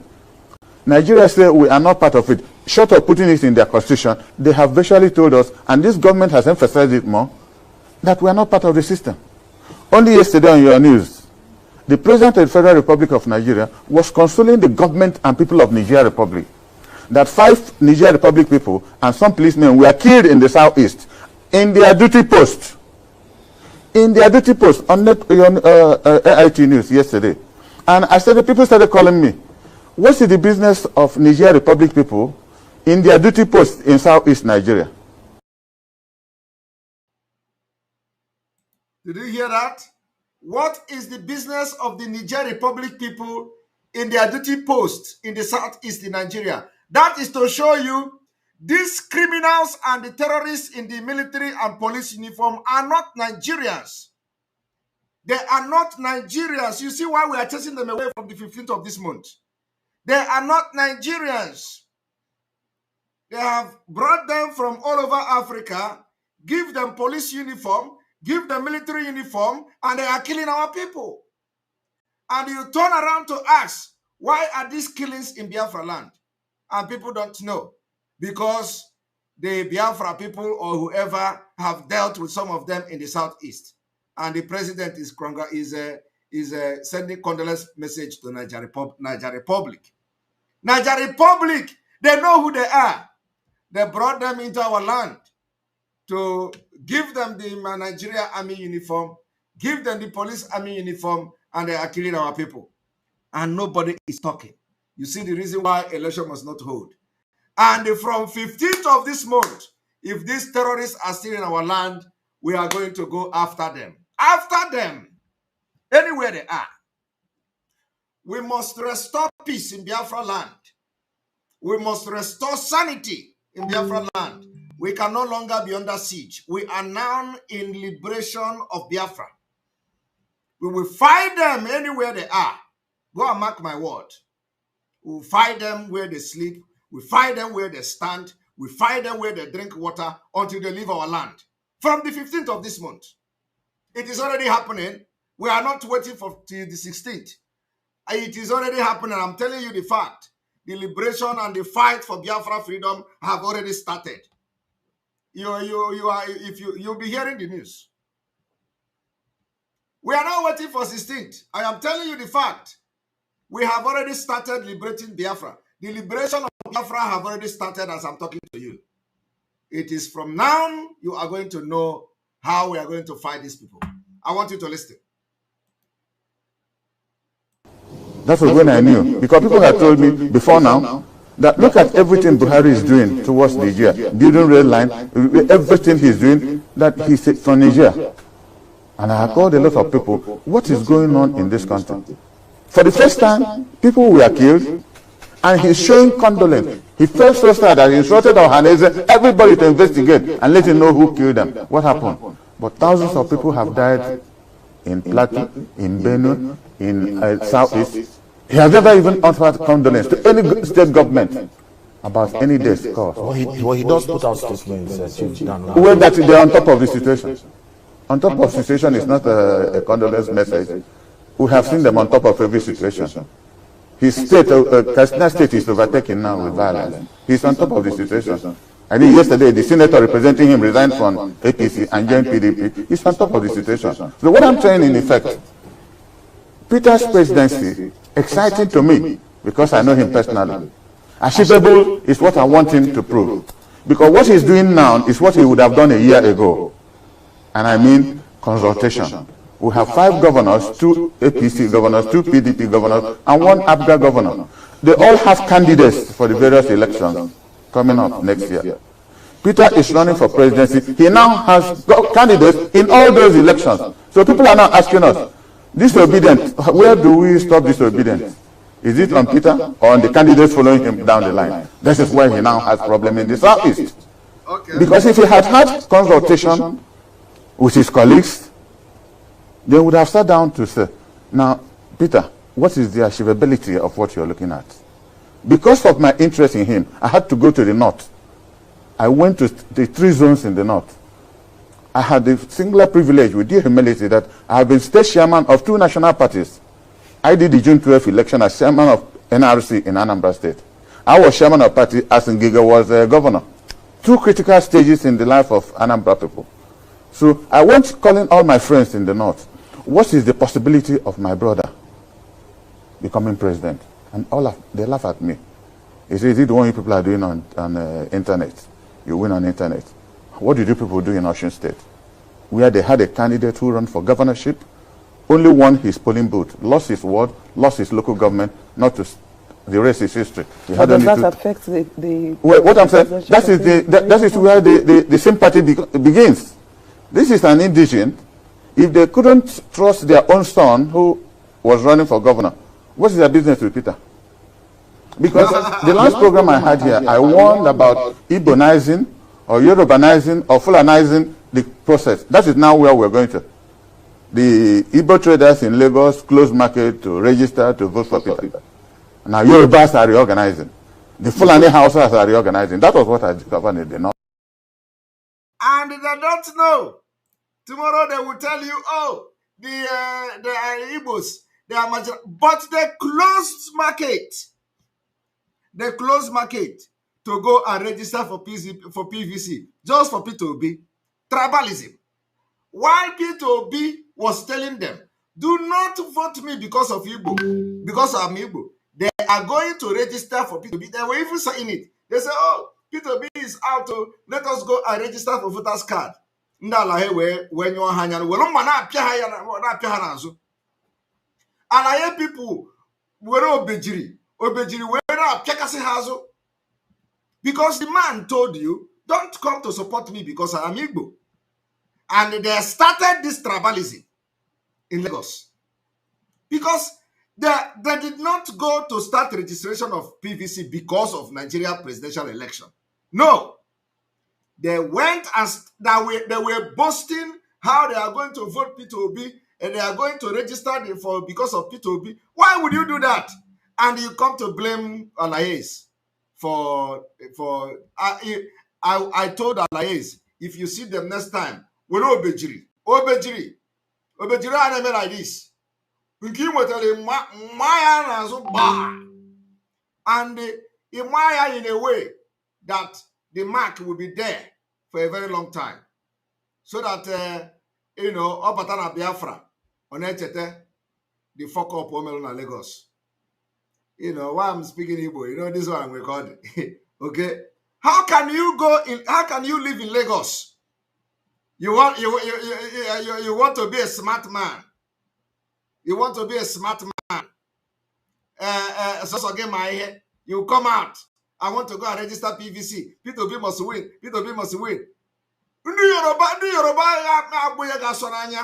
If I was there, it's just that the thing is just we don't have the time. It was the time that we were so busy. Otherwise, I would have made a very big program that this Yoruba asonanya. Vote to make PVC. Stupid people. Honestly, this is so annoying. But at the same time, you wouldn't blame them. Because the system of Nigeria have destroyed their brain. And they don't even want to learn. You see them lying like lying online. We close our shop. Bring money. Let us support our Eastern Security Network. All of them will be doing like this. P2B is out. You will not go home now. Travel now. Let us see. Travel. Bini bypass. Once you are entering Bini, you are going to the bypass. Once you go halfway, I want to get there. 30 million. And I I will be speaking Igbo because all of them are hearing Igbo. This one of the people I'm talking to. They don't go home again. They can't, and these are the people. Some of them are telling me, Samanakpa, come home. Come home. The people asking me to come home are not even home. They are in Nigeria, but they are not home. Because Yoruba is not your home. Lagos is not your home.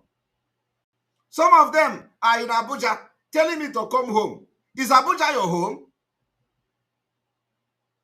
They are in Lagos. They are in Ibadan. Telling me it is hard, very, very hard to see somebody in Biafraland telling me to come home. Very, very hard, except all these people following the stupid people. It's very hard. All the people telling you to come home are either in Lagos or in Benin or in Abuja, or in Ogbomosho, all those areas. That's where they are. And it is very annoying because they cannot even go home themselves. You know, when they are in Yoruba land, they think that they are home. Yoruba land is not your home. Go home. Travel from Lagos to east by road. Nyamoto, Gade and Ata. If you go to your father's compound, you pick up phone and enter internet and tell Simon Ekpa, you are home now. Come back to home. I will respond to you. But you cannot stay in Lagos and telling me to come home when you don't even travel to your village. Some of them are complaining. Oh, for the past 8 months, we have not traveled to village. The kidnapping is everywhere. Before you not if you want to travel to southeast, 150,000 by air, from 30 million to 100 million by road, depending on the Fulani that kidnap you. If the Fulani that kidnap you are the educated one, you know, the educated one are those who can speak broken. Their price is like from 100 million, because, you know, their own is, they have certificate. They have certificate, not the certificate they give you. They have certificate in you know, for speaking English and speaking broken. But if it is those one from Mauritania that will be speaking, so they will have only one person that is a translator, translating what they are saying, you know, communicating with you. They will have one translator. Those ones, their price is very cheap, from 30 million. Some of them can even collect 10 million. So their price is very cheap. But once it is, once you have those who grow up in Aligbo, those who can even claim that their name is Okechukwu, from 100 million. Because if you bring Igbo, they speak. If you bring broken, they speak. So for those that, when they catch you, when they kidnap you, if they give you a phone, you will be talking to your people, you'll be speaking Igbo. Once they tell you, don't speak that, speak what we can hear, you will know that those ones, they are cheap. But those ones that, if you speak Igbo, they are listening. They are not worried. If you speak Yoruba, they are not worried. Now from 100 million, 100. So I am telling you the fact. So why would you not support the Eastern Security Network? Why would you not bring money? Let us fight this thing once and for all. So you stop complaining.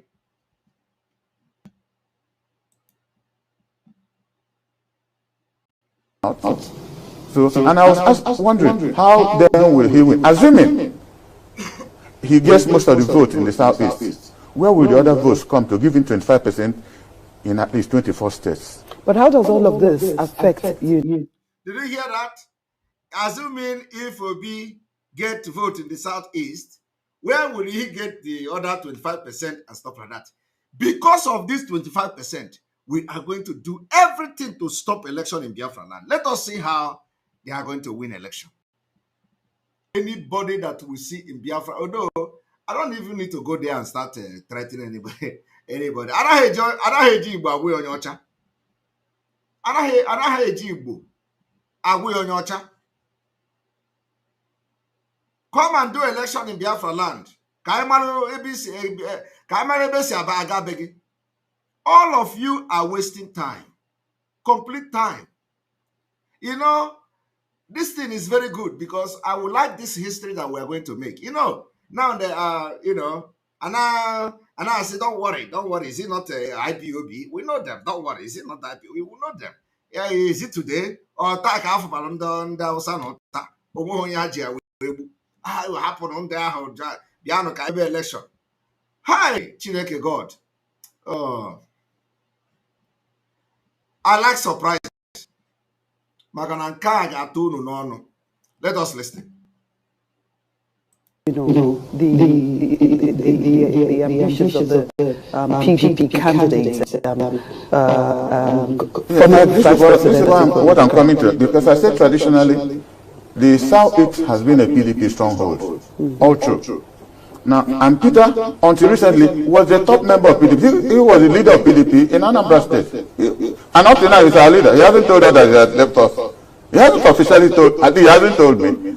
And we haven't nominated a new leader. He's our leader. Even though you see on TV... I see on TV he's running for president. He hasn't called me personally, as close as I am with him.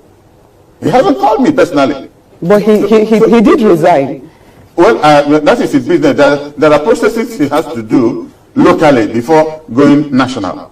Because people have suffered for him. People have taken risks on his behalf. With the least we expected him to do is to call us on a meeting. You don't need to offer lunch. And say for reasons 1, 2, 3, 4.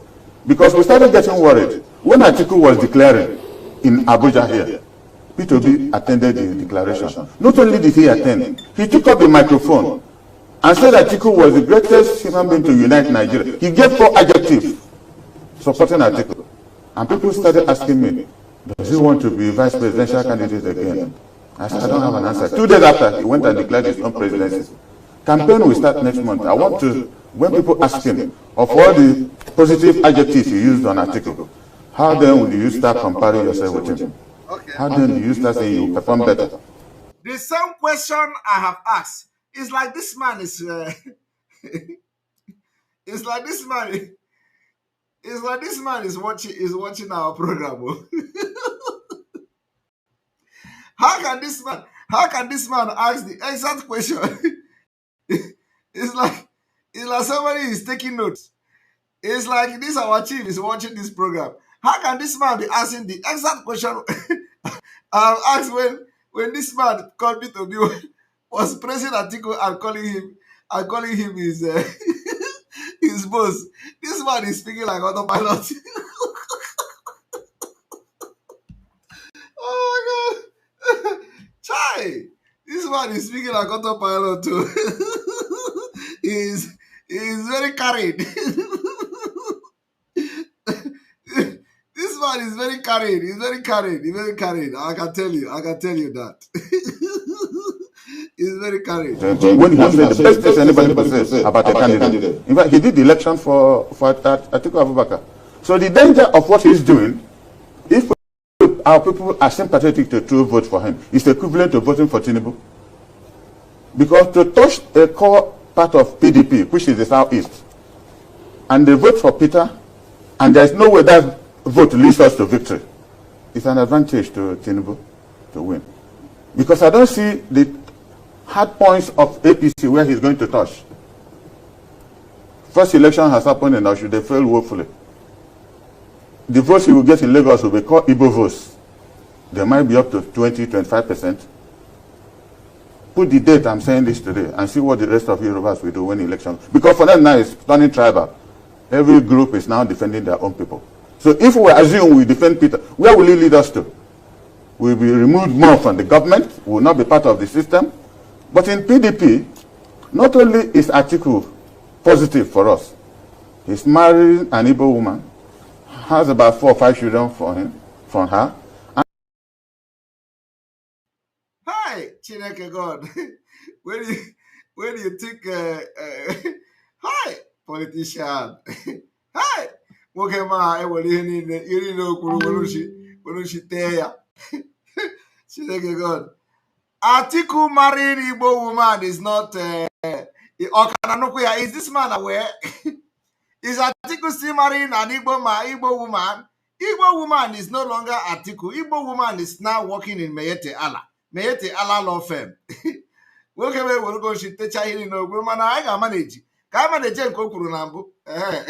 Let us manage the other one and do for this one. So we are going to now read the Abuja Declaration. Abuja Declaration in newspaper. If you look at this newspaper, you are going to see that amid our alleged Islamization agenda, Nigeria Police Academy Commandant Ahmed accused of replacing Christian personnel with Muslim personnel. Abuja Declaration of 1989. Now let us go. This man is implementing Abuja Declaration of 1989 in police as I speak. Let us see how he did it. Ahmed alleged to have illegally transferred some Christian personnel out of the institution and replaced them with Muslim. That is Abuja Declaration of 1989. The total implementation. What they are doing now is to change all Christians from sensitive places in the security so that when the war starts, which we will start it by ourselves if they did not, where by the time we are going to declare Biafra, they already, they are brought the war already to us. So we are going to, take the war to a next level. The commandant of the Nigeria Police Academy, Wudili, Kano State, Abdurrahman Ahmed, has been under fire over alleged marginalization and subtly engaging in Islamization agenda. I do not know what they are talking about, marginalization. Let them begin to call it the name that it is, Abuja Declaration. You see, we are going to release statement on this. We are going to release statement. We want the media houses to begin to address this the exact way it is. It is called the implementation of Abuja Declaration. Abuja Declaration. Some staff member of the institution who spoke to the Sahara Reporter accused the Assistant Inspector General of Police of victimizing personnel based on their religious faith. Ahmed was said to have illegally transferred some Christian personnel out of the institution and replaced them with Muslim. 1989 Abuja Declaration implementation with speed. Furtherance to the achievement of the mission, the vision of his Islamization agenda, once reported by Sahara Reporter, the Commandant AIG Abdurrahman Ahmed in a transfer signal dated 3rd August 2022 and signed by Christy Kuki Mrs., the CP in charge of welfare, transferred 21 personnel, out of which 16 are Christians and 5 Muslims. A source told Sahara Reporters. It is, look at the document here. These are the documents of the transfer. All the names you can see here, all the transfer are here, all the documents are here. So there is nothing to be hidden. There is no hidden thing there. Everything is here. Evidence-based. Okay? This act clearly shows the handwriting on the wall as the mission to Islamize the academy is almost 90%. Are you people hearing it? Almost 90% completed if nothing is done to avert the doom that will soon occur in Nigeria. The point is that people do not understand it is not only in the police academy. They are not paying attention, no. It is not only in the police academy. Oh. If you think it is only in Kano, you are lying. You are lying. I want you people to listen and listen very attentively. Tell Sahara Reporter, tell all the idiotic people, tell all of them that if you think that it is about the police college or, you don't know what you are talking about. It is more than that. It is more than that. You need to understand the level of the implementation of the Abuja Declaration of 1989. A Muslim staff member of the institution also kicked against the action of the commandant. All of them are Takia. They are not real. This is wrong. Even though I'm a Muslim, I'm against his action. Unfortunately, when this plan was published by Sahara Reporter months ago, both the Nigeria Police Force and the Police Services Commission and Service Commission, that is the supervising body, were mute. He said they are going to be mute. That is how they roll. That is how they roll. They will always be mute, pretending that they didn't see it. Now it is getting out of hand, as the commandant always claimed the IGP, Inspector General of Police, is his personal friend. As such, he is justified and covered to run the academy as his spirit leads. Are you hearing? They are running Nigeria police as the spirit lead. That is the word. The Nigeria Police Academy is being run as the spirit lead. The spirit leading them to implement completely the Abuja Declaration of 1989. People in Aso Rock is running the government as the spirit lead. No, they are not running it according to the Nigeria Constitution. The same thing to Senate, the same thing to Army, the same thing to DSS, the same thing to all these places that you have. In fact, let me tell you one thing. I'm going to play this. I played it yesterday. Let me play it again. You have President Northwest Muslim. You have Senate President Northeast Muslim. You have INEC Chairperson Northwest Muslim. You have Speaker of the House of Representatives Southwest Muslim.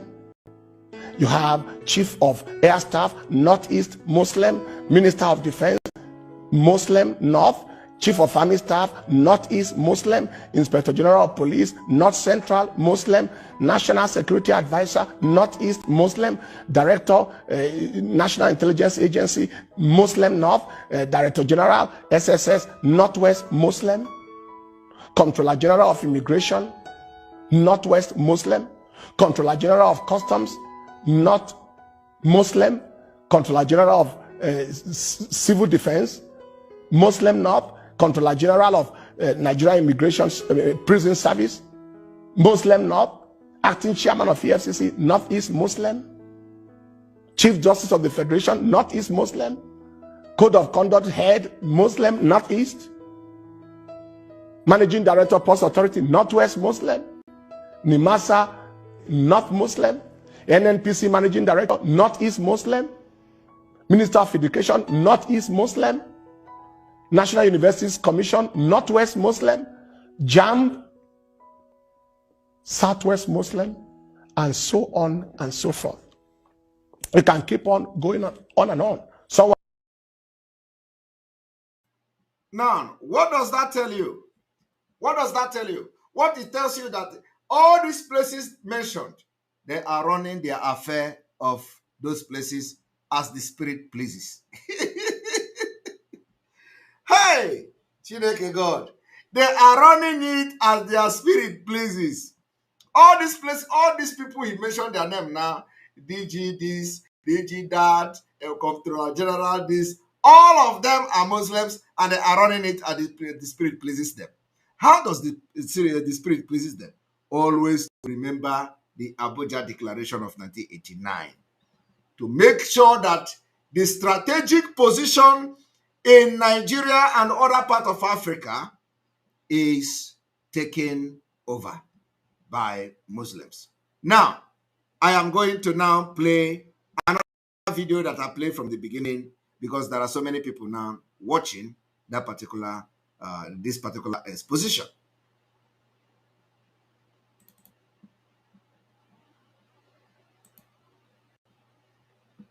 Welcome to our forum discussion on the roots of prejudice. All four participants in today's discussion are high school students from Africa. Let me introduce them to you now.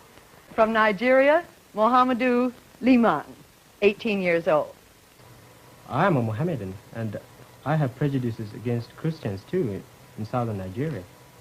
You said you have prejudices against Christians in southern Nigeria. Is that particularly because they are Christians?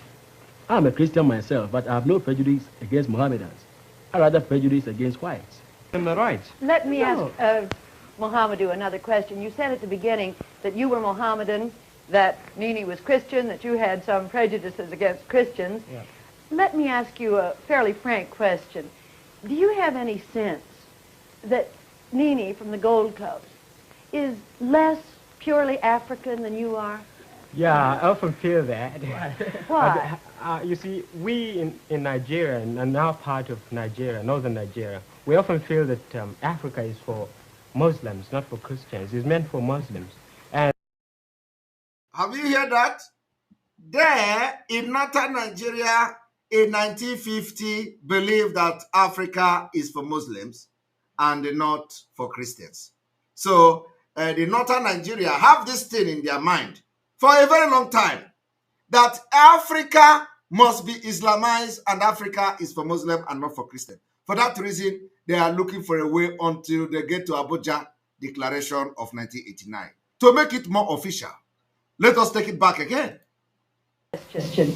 Do you have any sense that Nini from the Gold Coast is less purely African than you are? Yeah, I often feel that. Why? You see, we in Nigeria, and our part of Nigeria, northern Nigeria, we often feel that Africa is for Muslims, not for Christians. It's meant for Muslims. And our social life is entirely different from the Western ways. We are totally opposed to it because it sort of try to disassociate our religious principles. We were talking a moment ago about discrimination between white and black. Suppose Nini comes to visit you in Nigeria. Would he be discriminated? Now, do you see where the problem of Nigeria lies? Do you see the problem? This is why we are incompatible. It is incongruous. It is called a dangerous diversity. This man, as far back as 1950, was in a debate telling you that northern Nigeria, that they believe that Africa belongs to the Muslims, that Christians shouldn't be in Africa. As far back as 1950. And this mindset has been what they are using to govern Nigeria till today. That is why you see in the police college, they are now removing Christians and bringing Muslims. Because it is what they grow up. It is a natural thing. It takes 1,000 years to change this ideology, if it can be changed at all. So why would we waste our time to renew this particular evil entity in 2023? Why would you not fight this fight now that there are cracks on the wall? Why would you not join us to fight? We're not even going to fight because they don't have the strength. They are bringing people from Niger and, to give the uniform and come to our land because they don't have men anymore, and we are dealing with them. I want you to know that all we need from you is money. Money. We are not into criminality. We are not into kidnapping because if we do kidnapping, we get the money. But we are not going to do that. It is against our culture. Kidnapping is against our culture. So we need your money to fund this freedom. That's what we are saying. The next fundraising is coming. It is not until fundraising. We need money every day for the security of our land. Every day, millions is spent for our security, for Eastern Security Network. Every blessed day. Millions. And it is never enough. So when you see on the screen www.ipobinUSA.org/donate, you go there every day, put something there. Because sometimes we have emergency. If you think you are not going to do it, no worry. Don't worry. You are going to pay the money one way or the other to Fulanis. You will pay it to them. That is no two ways about it. You are going to pay it to Fulani, and when you pay to them, you pay them in millions. But when you are supporting this Biafra movement, God has a way of paying back what you do. God has a way of preserving you. Okay? Now, I will continue to play this.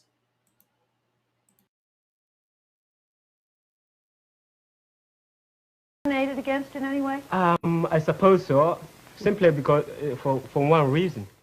And I tried to have it northernized, and now all important posts are being held by northerners. In actual fact, what it is a northerner first.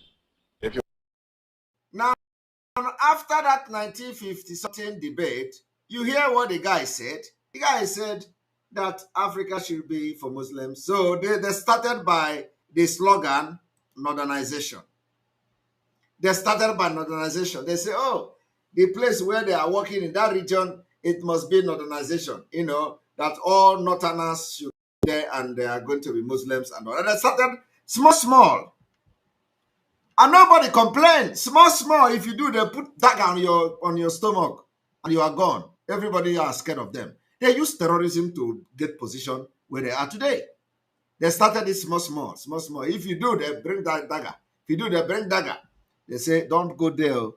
Now, Fulani people, they carry dagger.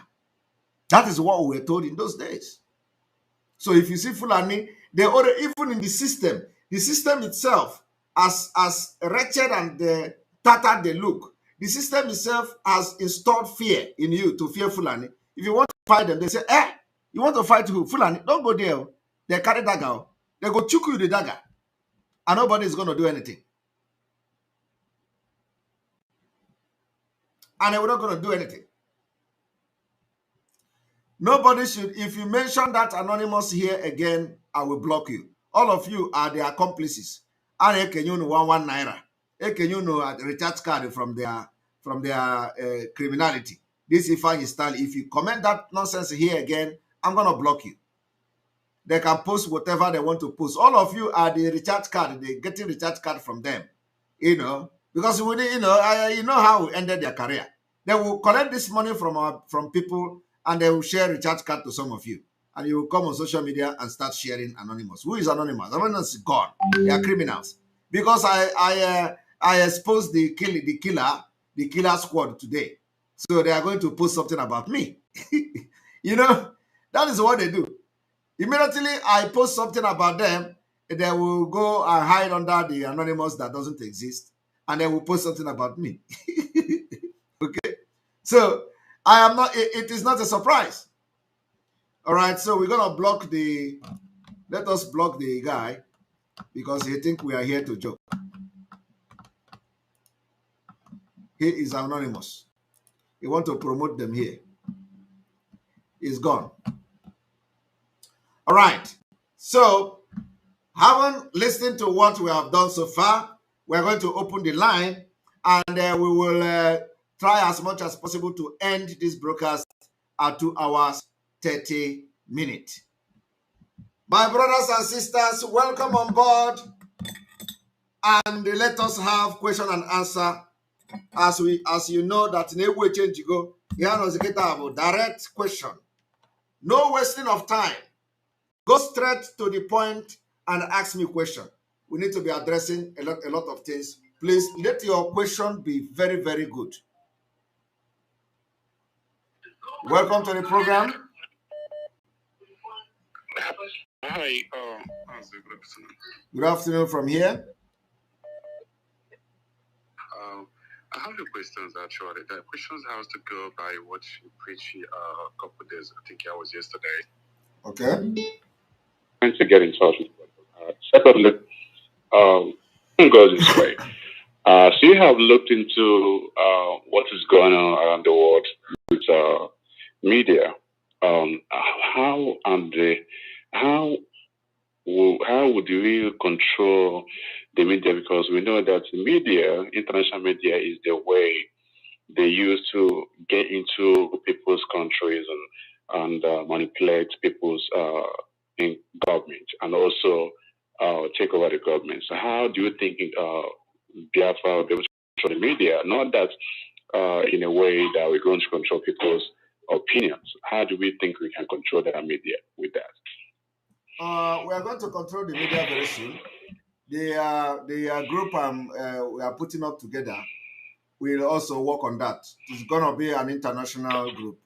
So those groups will focus on media, on international media and stuff. And then, of course, our activities will speak for us very soon. For instance, US has CNN, Fox News. I know, like I said, Islamic has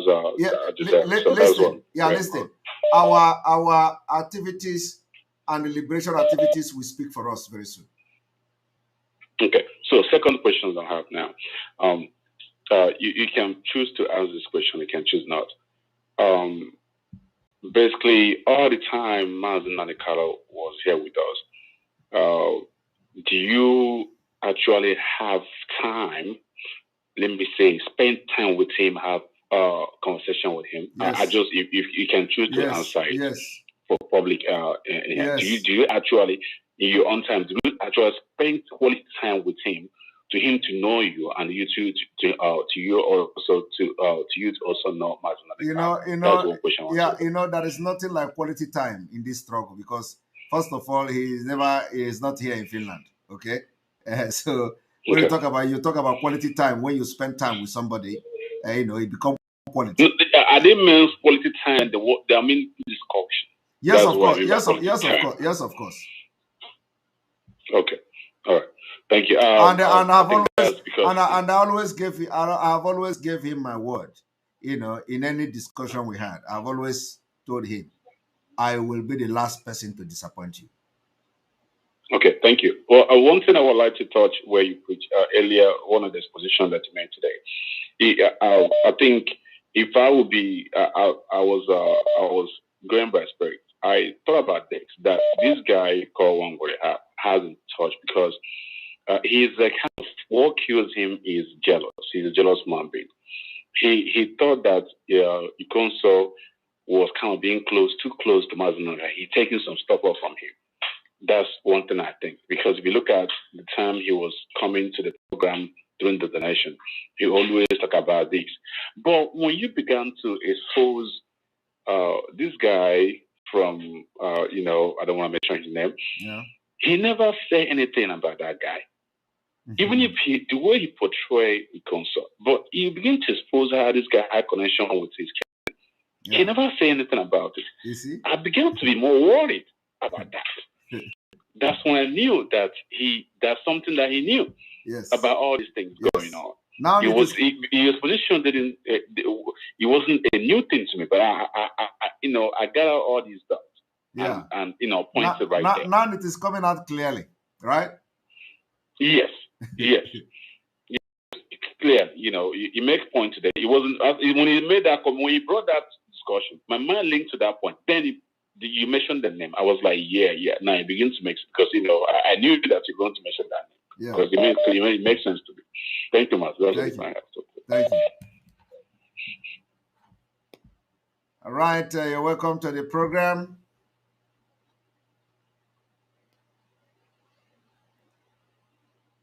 Hello.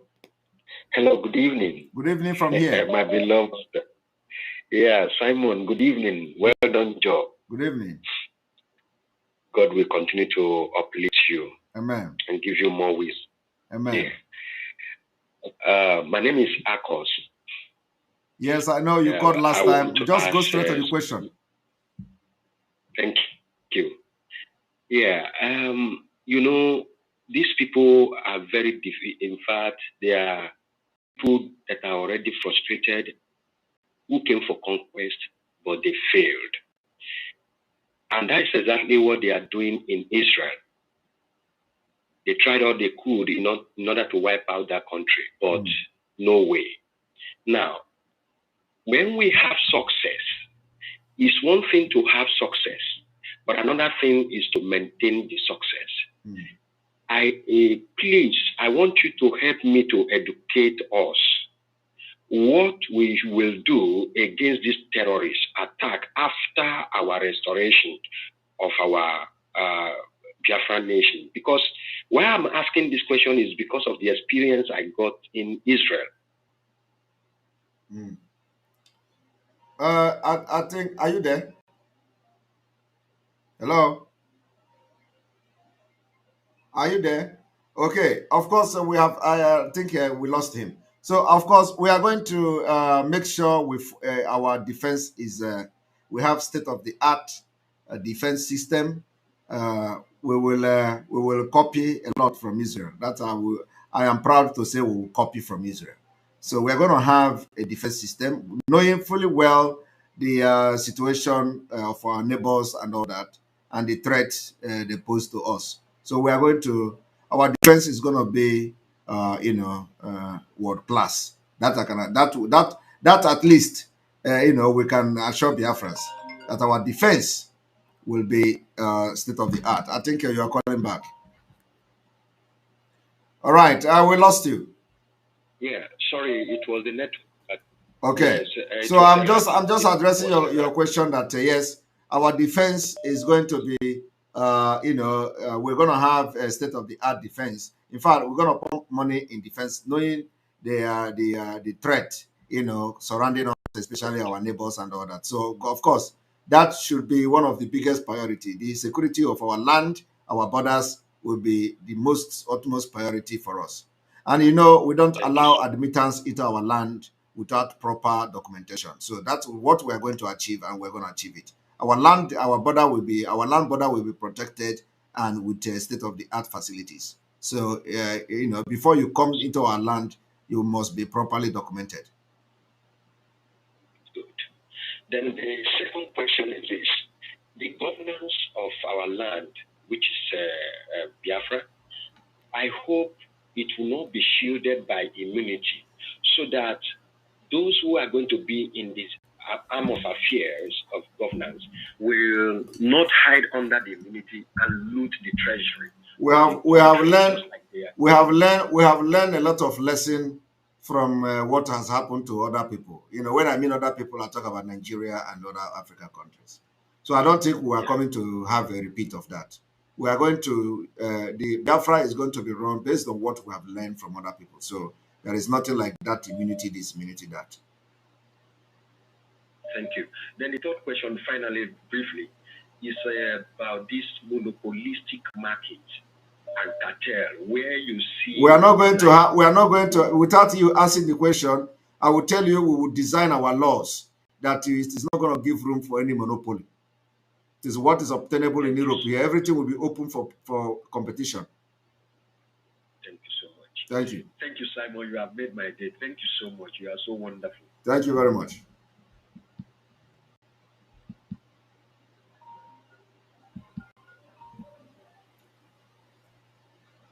Welcome to the program.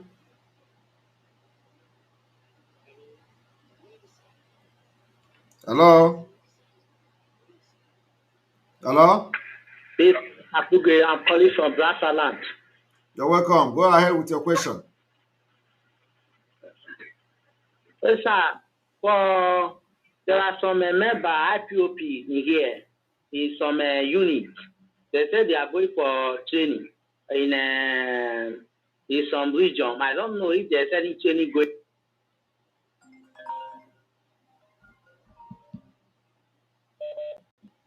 Welcome to the program. Good evening from here. Yeah, good evening, Simon. You're welcome. Go ahead with your question. Simon, my question is, when Biafra come, is it going to be like this in Nigeria, like other countries, where Chinese will bring their own people? They will become and working in our own country. While our workers, our people will not have something to do. The reason why you have Chinese is because Nigeria are stupid people. You understand? Nigeria are idiotic people. That's why you have Chinese. Why would we have Chinese when we can do the things ourselves? Why would we have Chinese when we can construct and build things ourselves? Why would we bring Chinese to come and exploit our mineral resources when we can use our mineral resources to develop whatever we want by ourselves? If any Chinese is coming, Chinese is just coming if what we don't know, we learn from them. That is the only way you are going to see Chinese in Biafraland. I am telling you the fact. As of today, we manufacture whatever we want to manufacture. So why do we need Chinese? The only reason we are going to need Chinese is to buy their equipment, buy machineries that we're going to use to work, because we cannot produce those machineries, at least not yet. So why would Chinese come and Chinese will be exploiting our resources? It is not going to happen in Biafra. I am telling you, if in fact me, I will personally campaign against it. It is not going to be possible. I don't know whether you are there. Okay, I lost him, but that is the fact. Okay, my second question is yeah, I'm there. I'm here. All right. Can you hear me? I can hear you.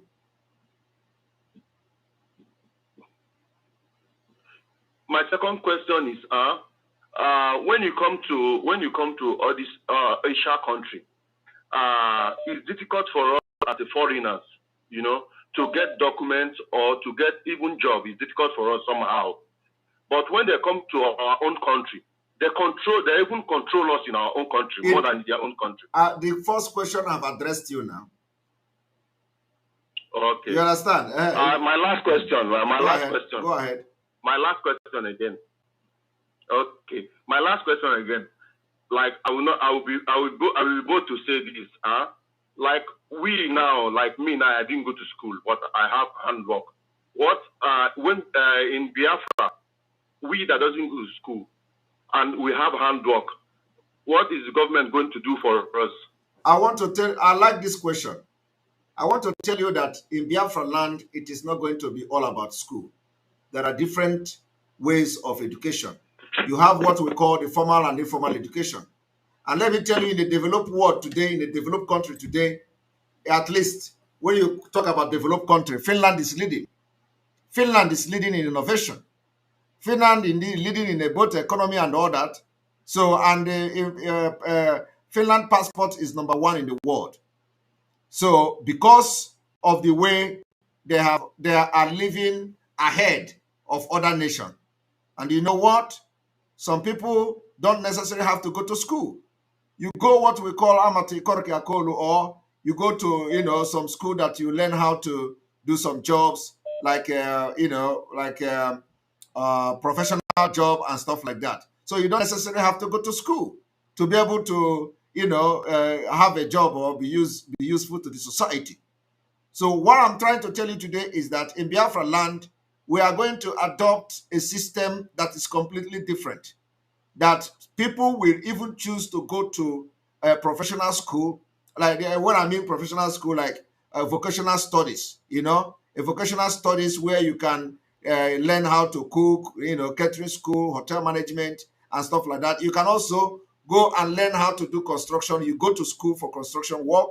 You go to school to how to lay stones on the road and stuff like that. These are, these are like jobs that are well-paid job. So it does not matter when you go to university. It is not only when you go to university that you get, that you can be useful to the society. No. In fact, so many people will go to school, go to university, they have nothing to offer to the country. But some of you, or some of those who may not go to university, but will be able to go to some kind of vocational school or vocational study, is not to go there and read, but to learn something, to learn how to construct something, to learn how to build something. You become useful more than those who went to school and they have nothing to offer. So my brother, it is going to be completely a different system. Everybody will be useful in Biafra. We are going to design it like that. And like I tell you now that in Finland, we have that system.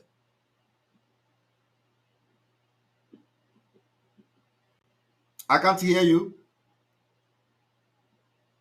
Okay, Simon. Thank you. My name is Chimampa. I'm calling from South Korea. Thank you. Somebody say his apprenticeship. I said my name is Chimampa. I'm calling from South Korea. All right. I didn't call my name at the first time. All right. Thank you very much. Thank you very much. Thank you. All right. Yeah. Somebody say, yeah, you can call it apprenticeship studies. Whatever. We can give it our own name, but we're gonna run the same system. So anybody that didn't go to school should not worry. But not all those people that are constituting nuisance on social media, disgracing us, because they don't are disgracing us. They should go and start doing this machine. The machine that nobody need to see on social media.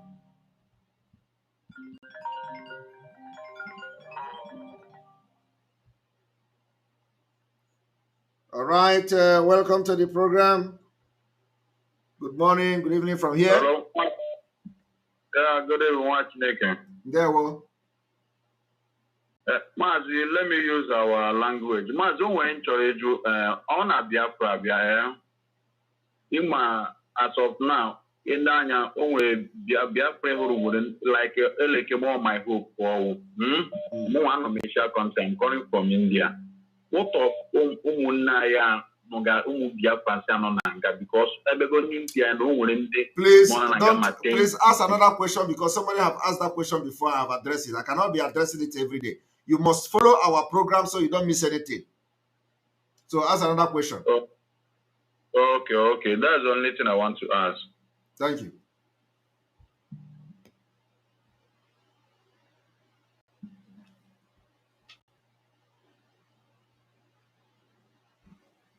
All right.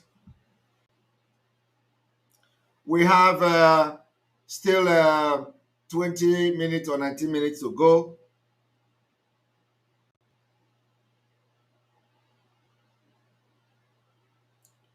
All right.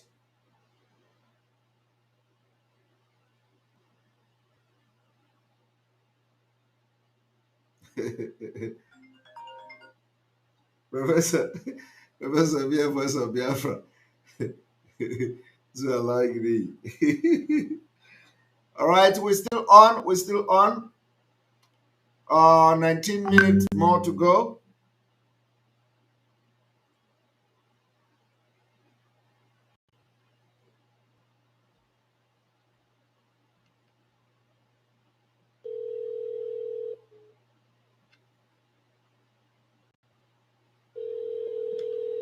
All right, those that have been calling and welcome to the program. Hello? Hello. What is your question? We are welcome. How are you doing? I'm doing very fine. Thank you. I'm doing very fantabulous. Yes. I know. You're doing great. The Biafrans are so proud of you. God bless you. Bless you too. Go ahead. Yes. Thank you. Yes. My question is, I know you addressed, because I watched the program afterwards last night. So I heard where you told one that there will be simultaneous progressive industrialization situations that will happen when Biafra comes. Yes. My question is close to what this our brother just asked, but the difference is things like the road, things like construction, because there's going to be a lot of construction work. Are there going to be compulsory education and ethics for safety of our people when Biafra comes? Because it is very essential that people get some form of training suitable for the purpose of their job. And I know that we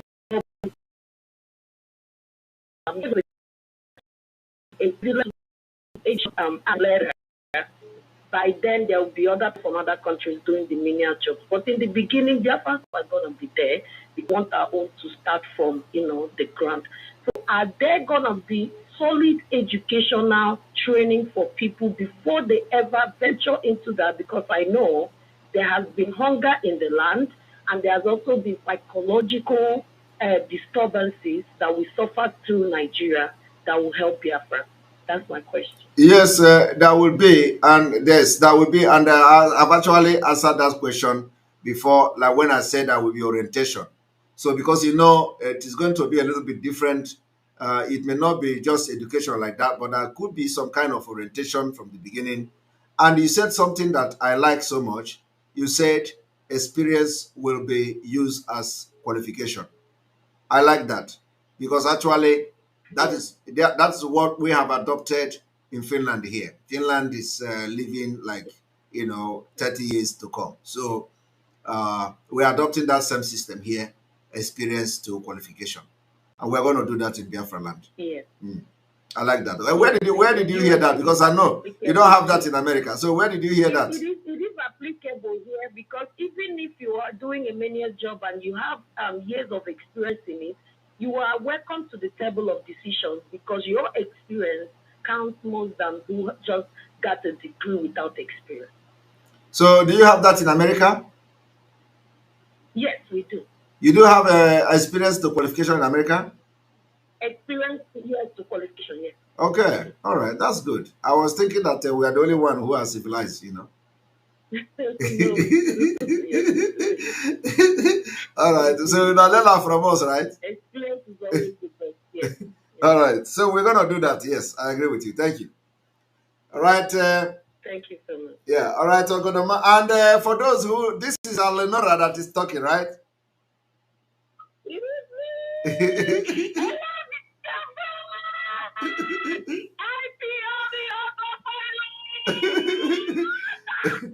Alenora is talking, yeah. All right. Welcome to the program. Welcome to the program. Hello. One moment. All right, you can go ahead. You're welcome. Good evening. This is David. What a long time. It's been long, huh? Good evening. Good evening. Go ahead. Yeah, the question is, like what Alelora said, I think in my place, I'm calling from UAE. Okay. I'm calling from UAE. Okay. My two questions is, first of all, you said something that if Mazi come back to that you are going to rest and you are not going to do anything. Now, my question is, if he calls you to do anything, like to work with him or to pick it up from where you talk, will you accept? Are you going to still to go for vacation? Are we going to rest when we have, where, you know, if we come today, because Biafra has not come today?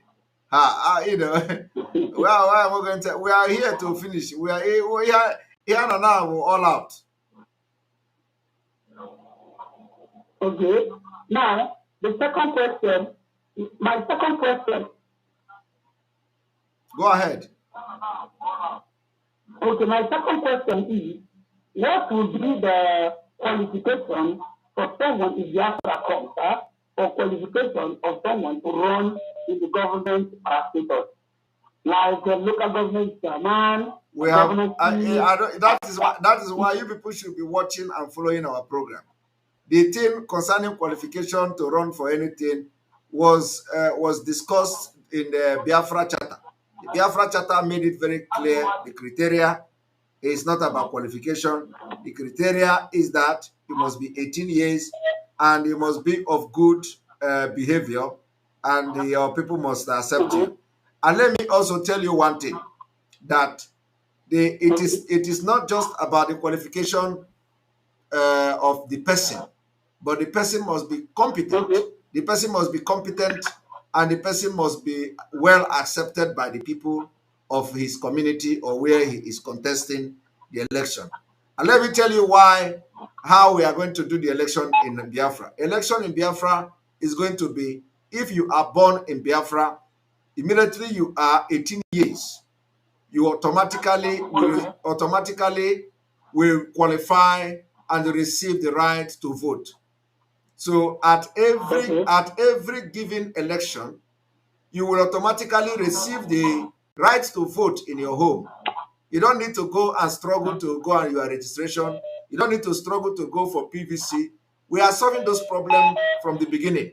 So once election is coming, you are going to receive automatically to your home the right to vote. So everybody in Biafraland, everybody in the nation of Biafra that is 18 years of age will receive the right to vote. So if we are 17 million, if we are 17 million people in Biafraland, we are expecting that 17 million people have registered to vote. If we are 80 million people in Biafraland, and 80 million are more than from 18 years above, it is assumed that 80 million that are from 18 years above have automatically registered for voters card. So it is automatic. So now, during the election, you will know those who are interested to vote and those who are not interested to vote. Those who are interested to vote will now go and vote. Nobody is going to put your voter's card in a dustbin. Nobody is going to hide your voter's card. Nobody is going to shoot you standing on live for voter's card. No. So, and the voting system is going to be a unit by unit. So we are going to, things that is already on ground, we're going to solve those problems. So I'm just telling you now to know that with this kind of system, any nonsense person will not come and contest election and win, because the people are going to vote you. You understand? That's good. That's good. I understand. I've been trying your number. It's been long for like 2-3 months now. I have appeared in your program. It's been long I've covered because of business. But I thank God. I just remember that name now. Thank you. All right. Thank you. You're welcome. All right, Godaman, thank you for your super chat. We appreciate you. And Lenore Kuro, again, for your membership. You're back to silver. All right, thank you. You're welcome to the program. Hello? Oh, we lost you. Welcome to the program. Hello? Hello? Hello, good evening. Great Simon. Good evening, sir. Good evening. I'm calling from my location. I just want to ask.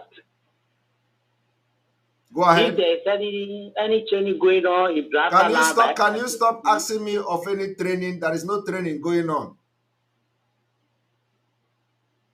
Okay. All right.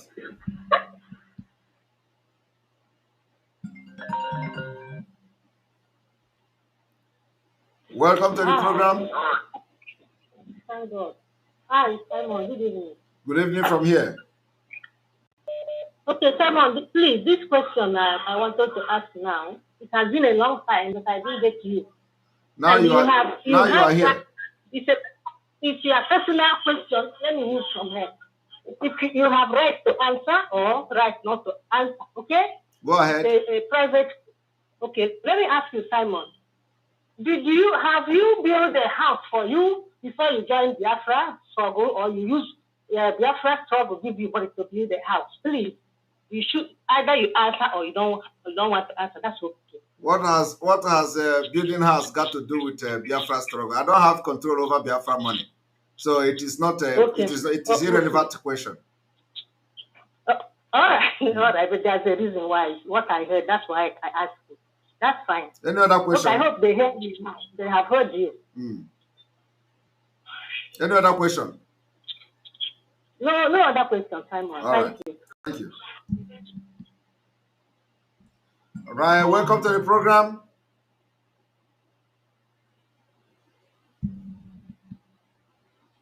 Oh. All right.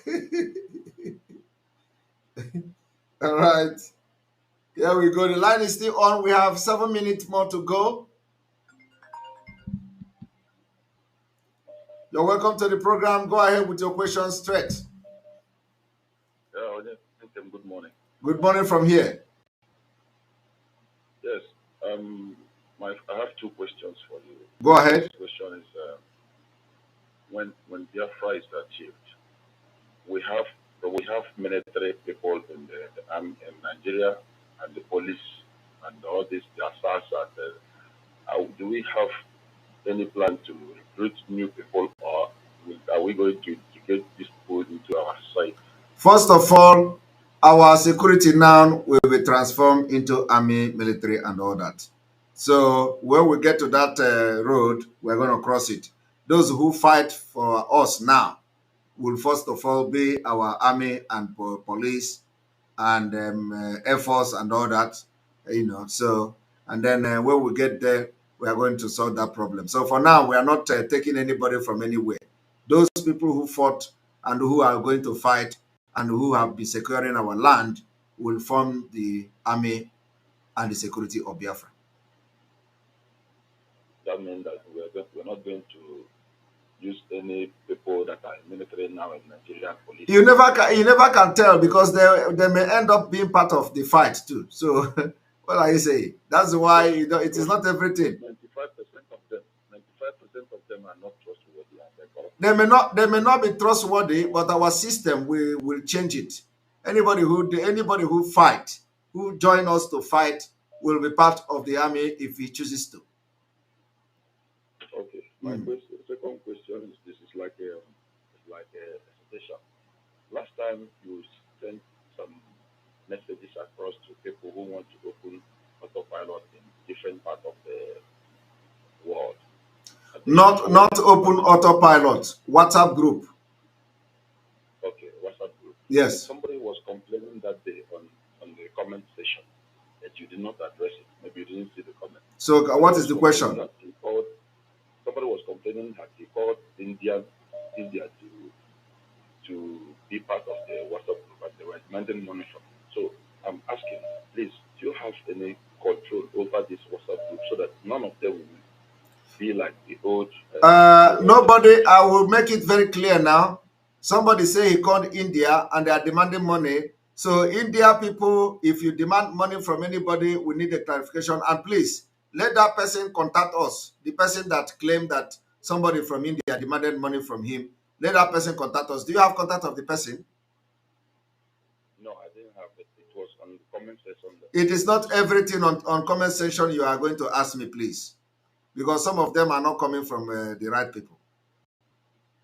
No, please, what I want you to do, if it's advisable, is for you to make it clear that nobody should ask anybody to collect money on behalf of autopilot or for the EKPA, that the money should be transferred. Anybody who wants to make any contribution should. But we have been saying it every day that nobody should contribute money for anybody.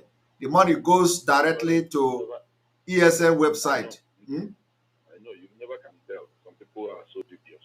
Some people are so dubious that you use the name of autopilot to start raising funds for themselves. That's what I just want. Okay. But next time, please do not ask me a question from a comment of somebody else, because you do not know who the person is and you don't know where the person is coming from. So let your question be your own question, because if you begin to ask me a question from the comment of everybody in this commenting here now, it is not going to end well. So let the people come and ask their question and ask your own question, and let us be moving forward. Because you see, this question you ask now may not be true. And then if it is not true, because the person may not like the person that is that own that number of India, because we know all this is what we are trying to avoid, because we don't want what happened in the past to repeat itself. That's why we are not having any group. That's why we're not having any coordinator this, coordinator that, because it is always a problem. So somebody may not like the person that owned that number, and they will come here and comment that, oh, the person demanded money. Meanwhile, the person may not have demanded money to join.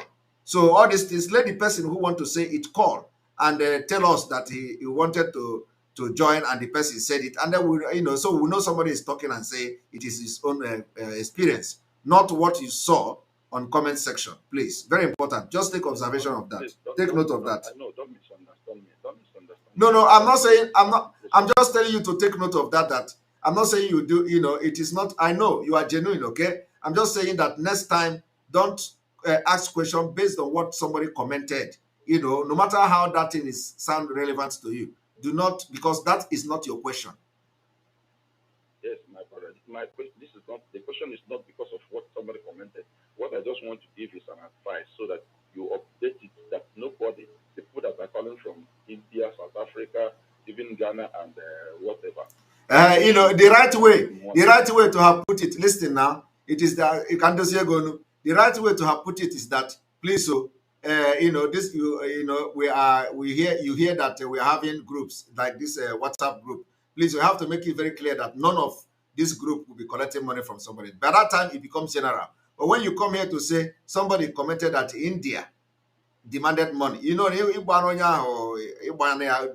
the person didn't do that, you have blackmailed the person, or that particular comment has blackmailed the person somehow, because you can never tell whether the thing is true or not.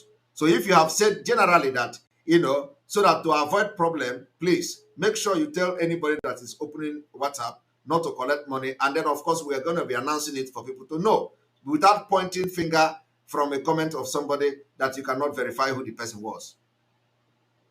Okay, that's exactly what I wanted to do. So all right. I understand. I think your correction. Yeah. Thank you very much. Exactly my meaning. All right. Thank you. Well noted. Hold on 1 minute. You don't open my message. I don't know how you get up information from other people. I sent you a lot of messages.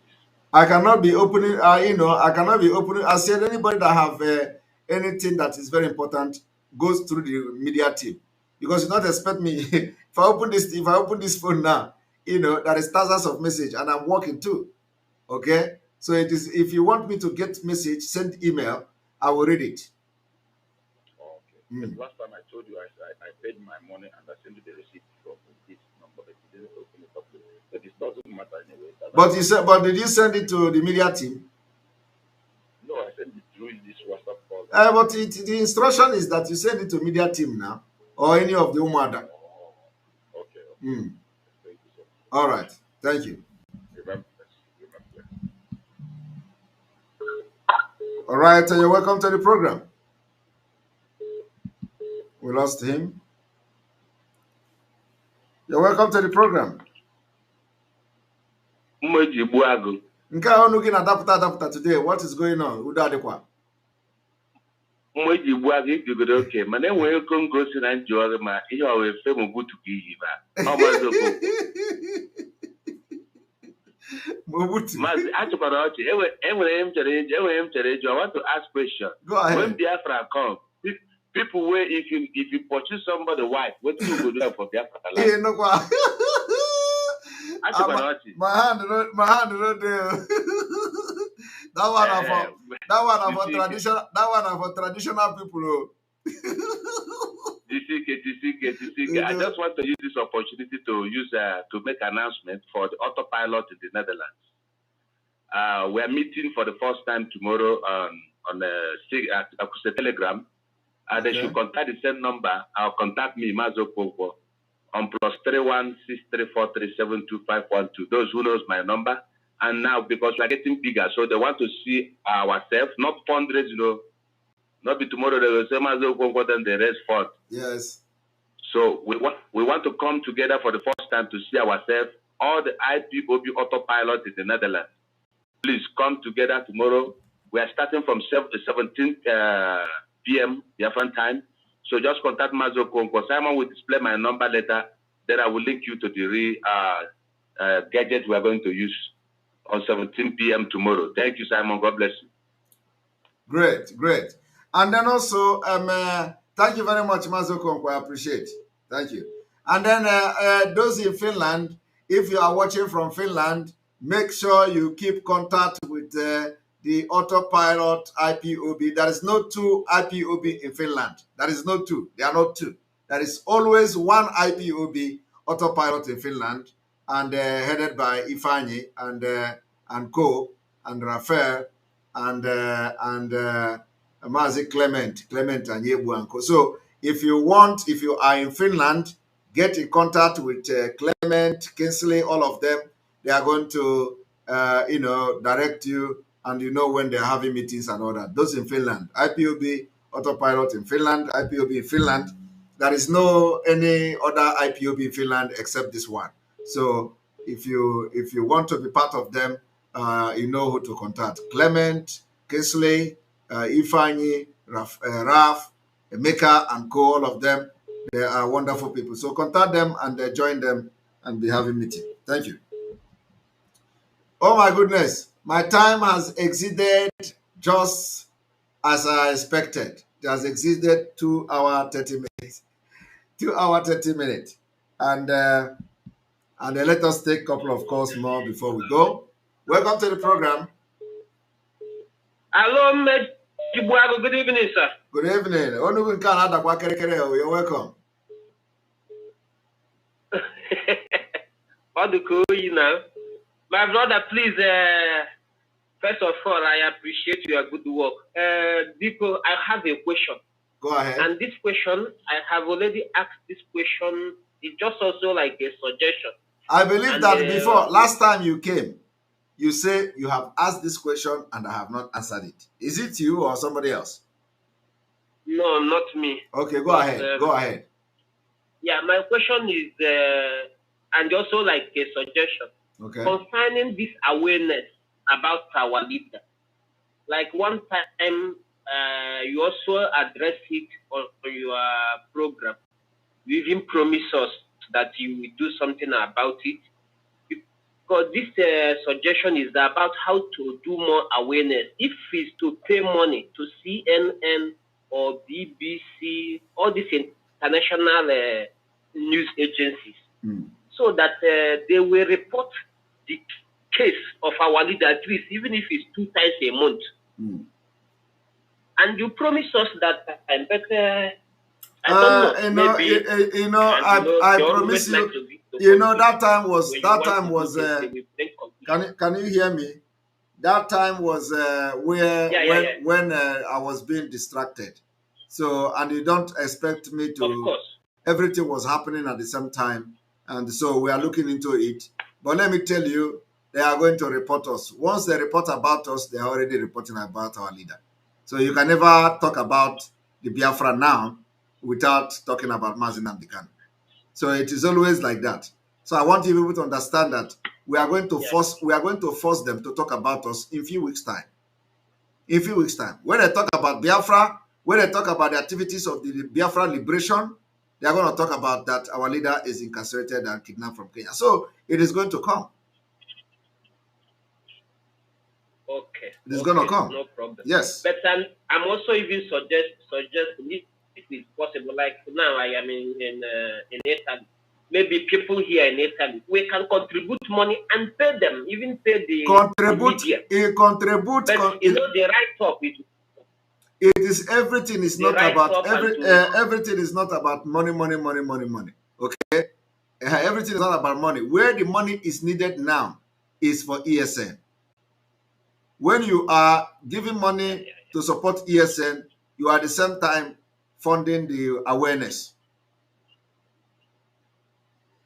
Okay. Let us channel, apart from the voice of Biafra and all that, everything we are doing now is to channel it to our ESN. Very important. That must be funded.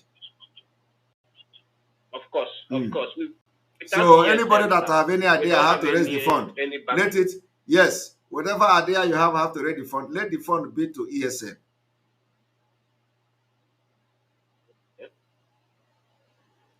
Thank you. Please, if I can also contribute, though you have already done a good job over it, about this P2B. Everybody, every Biafra should know that P2B is here to destroy us. We have to go to the history of P2B from the beginning when he became the governor of Anambra State. He disappointed Ojukwu. He never have our interest.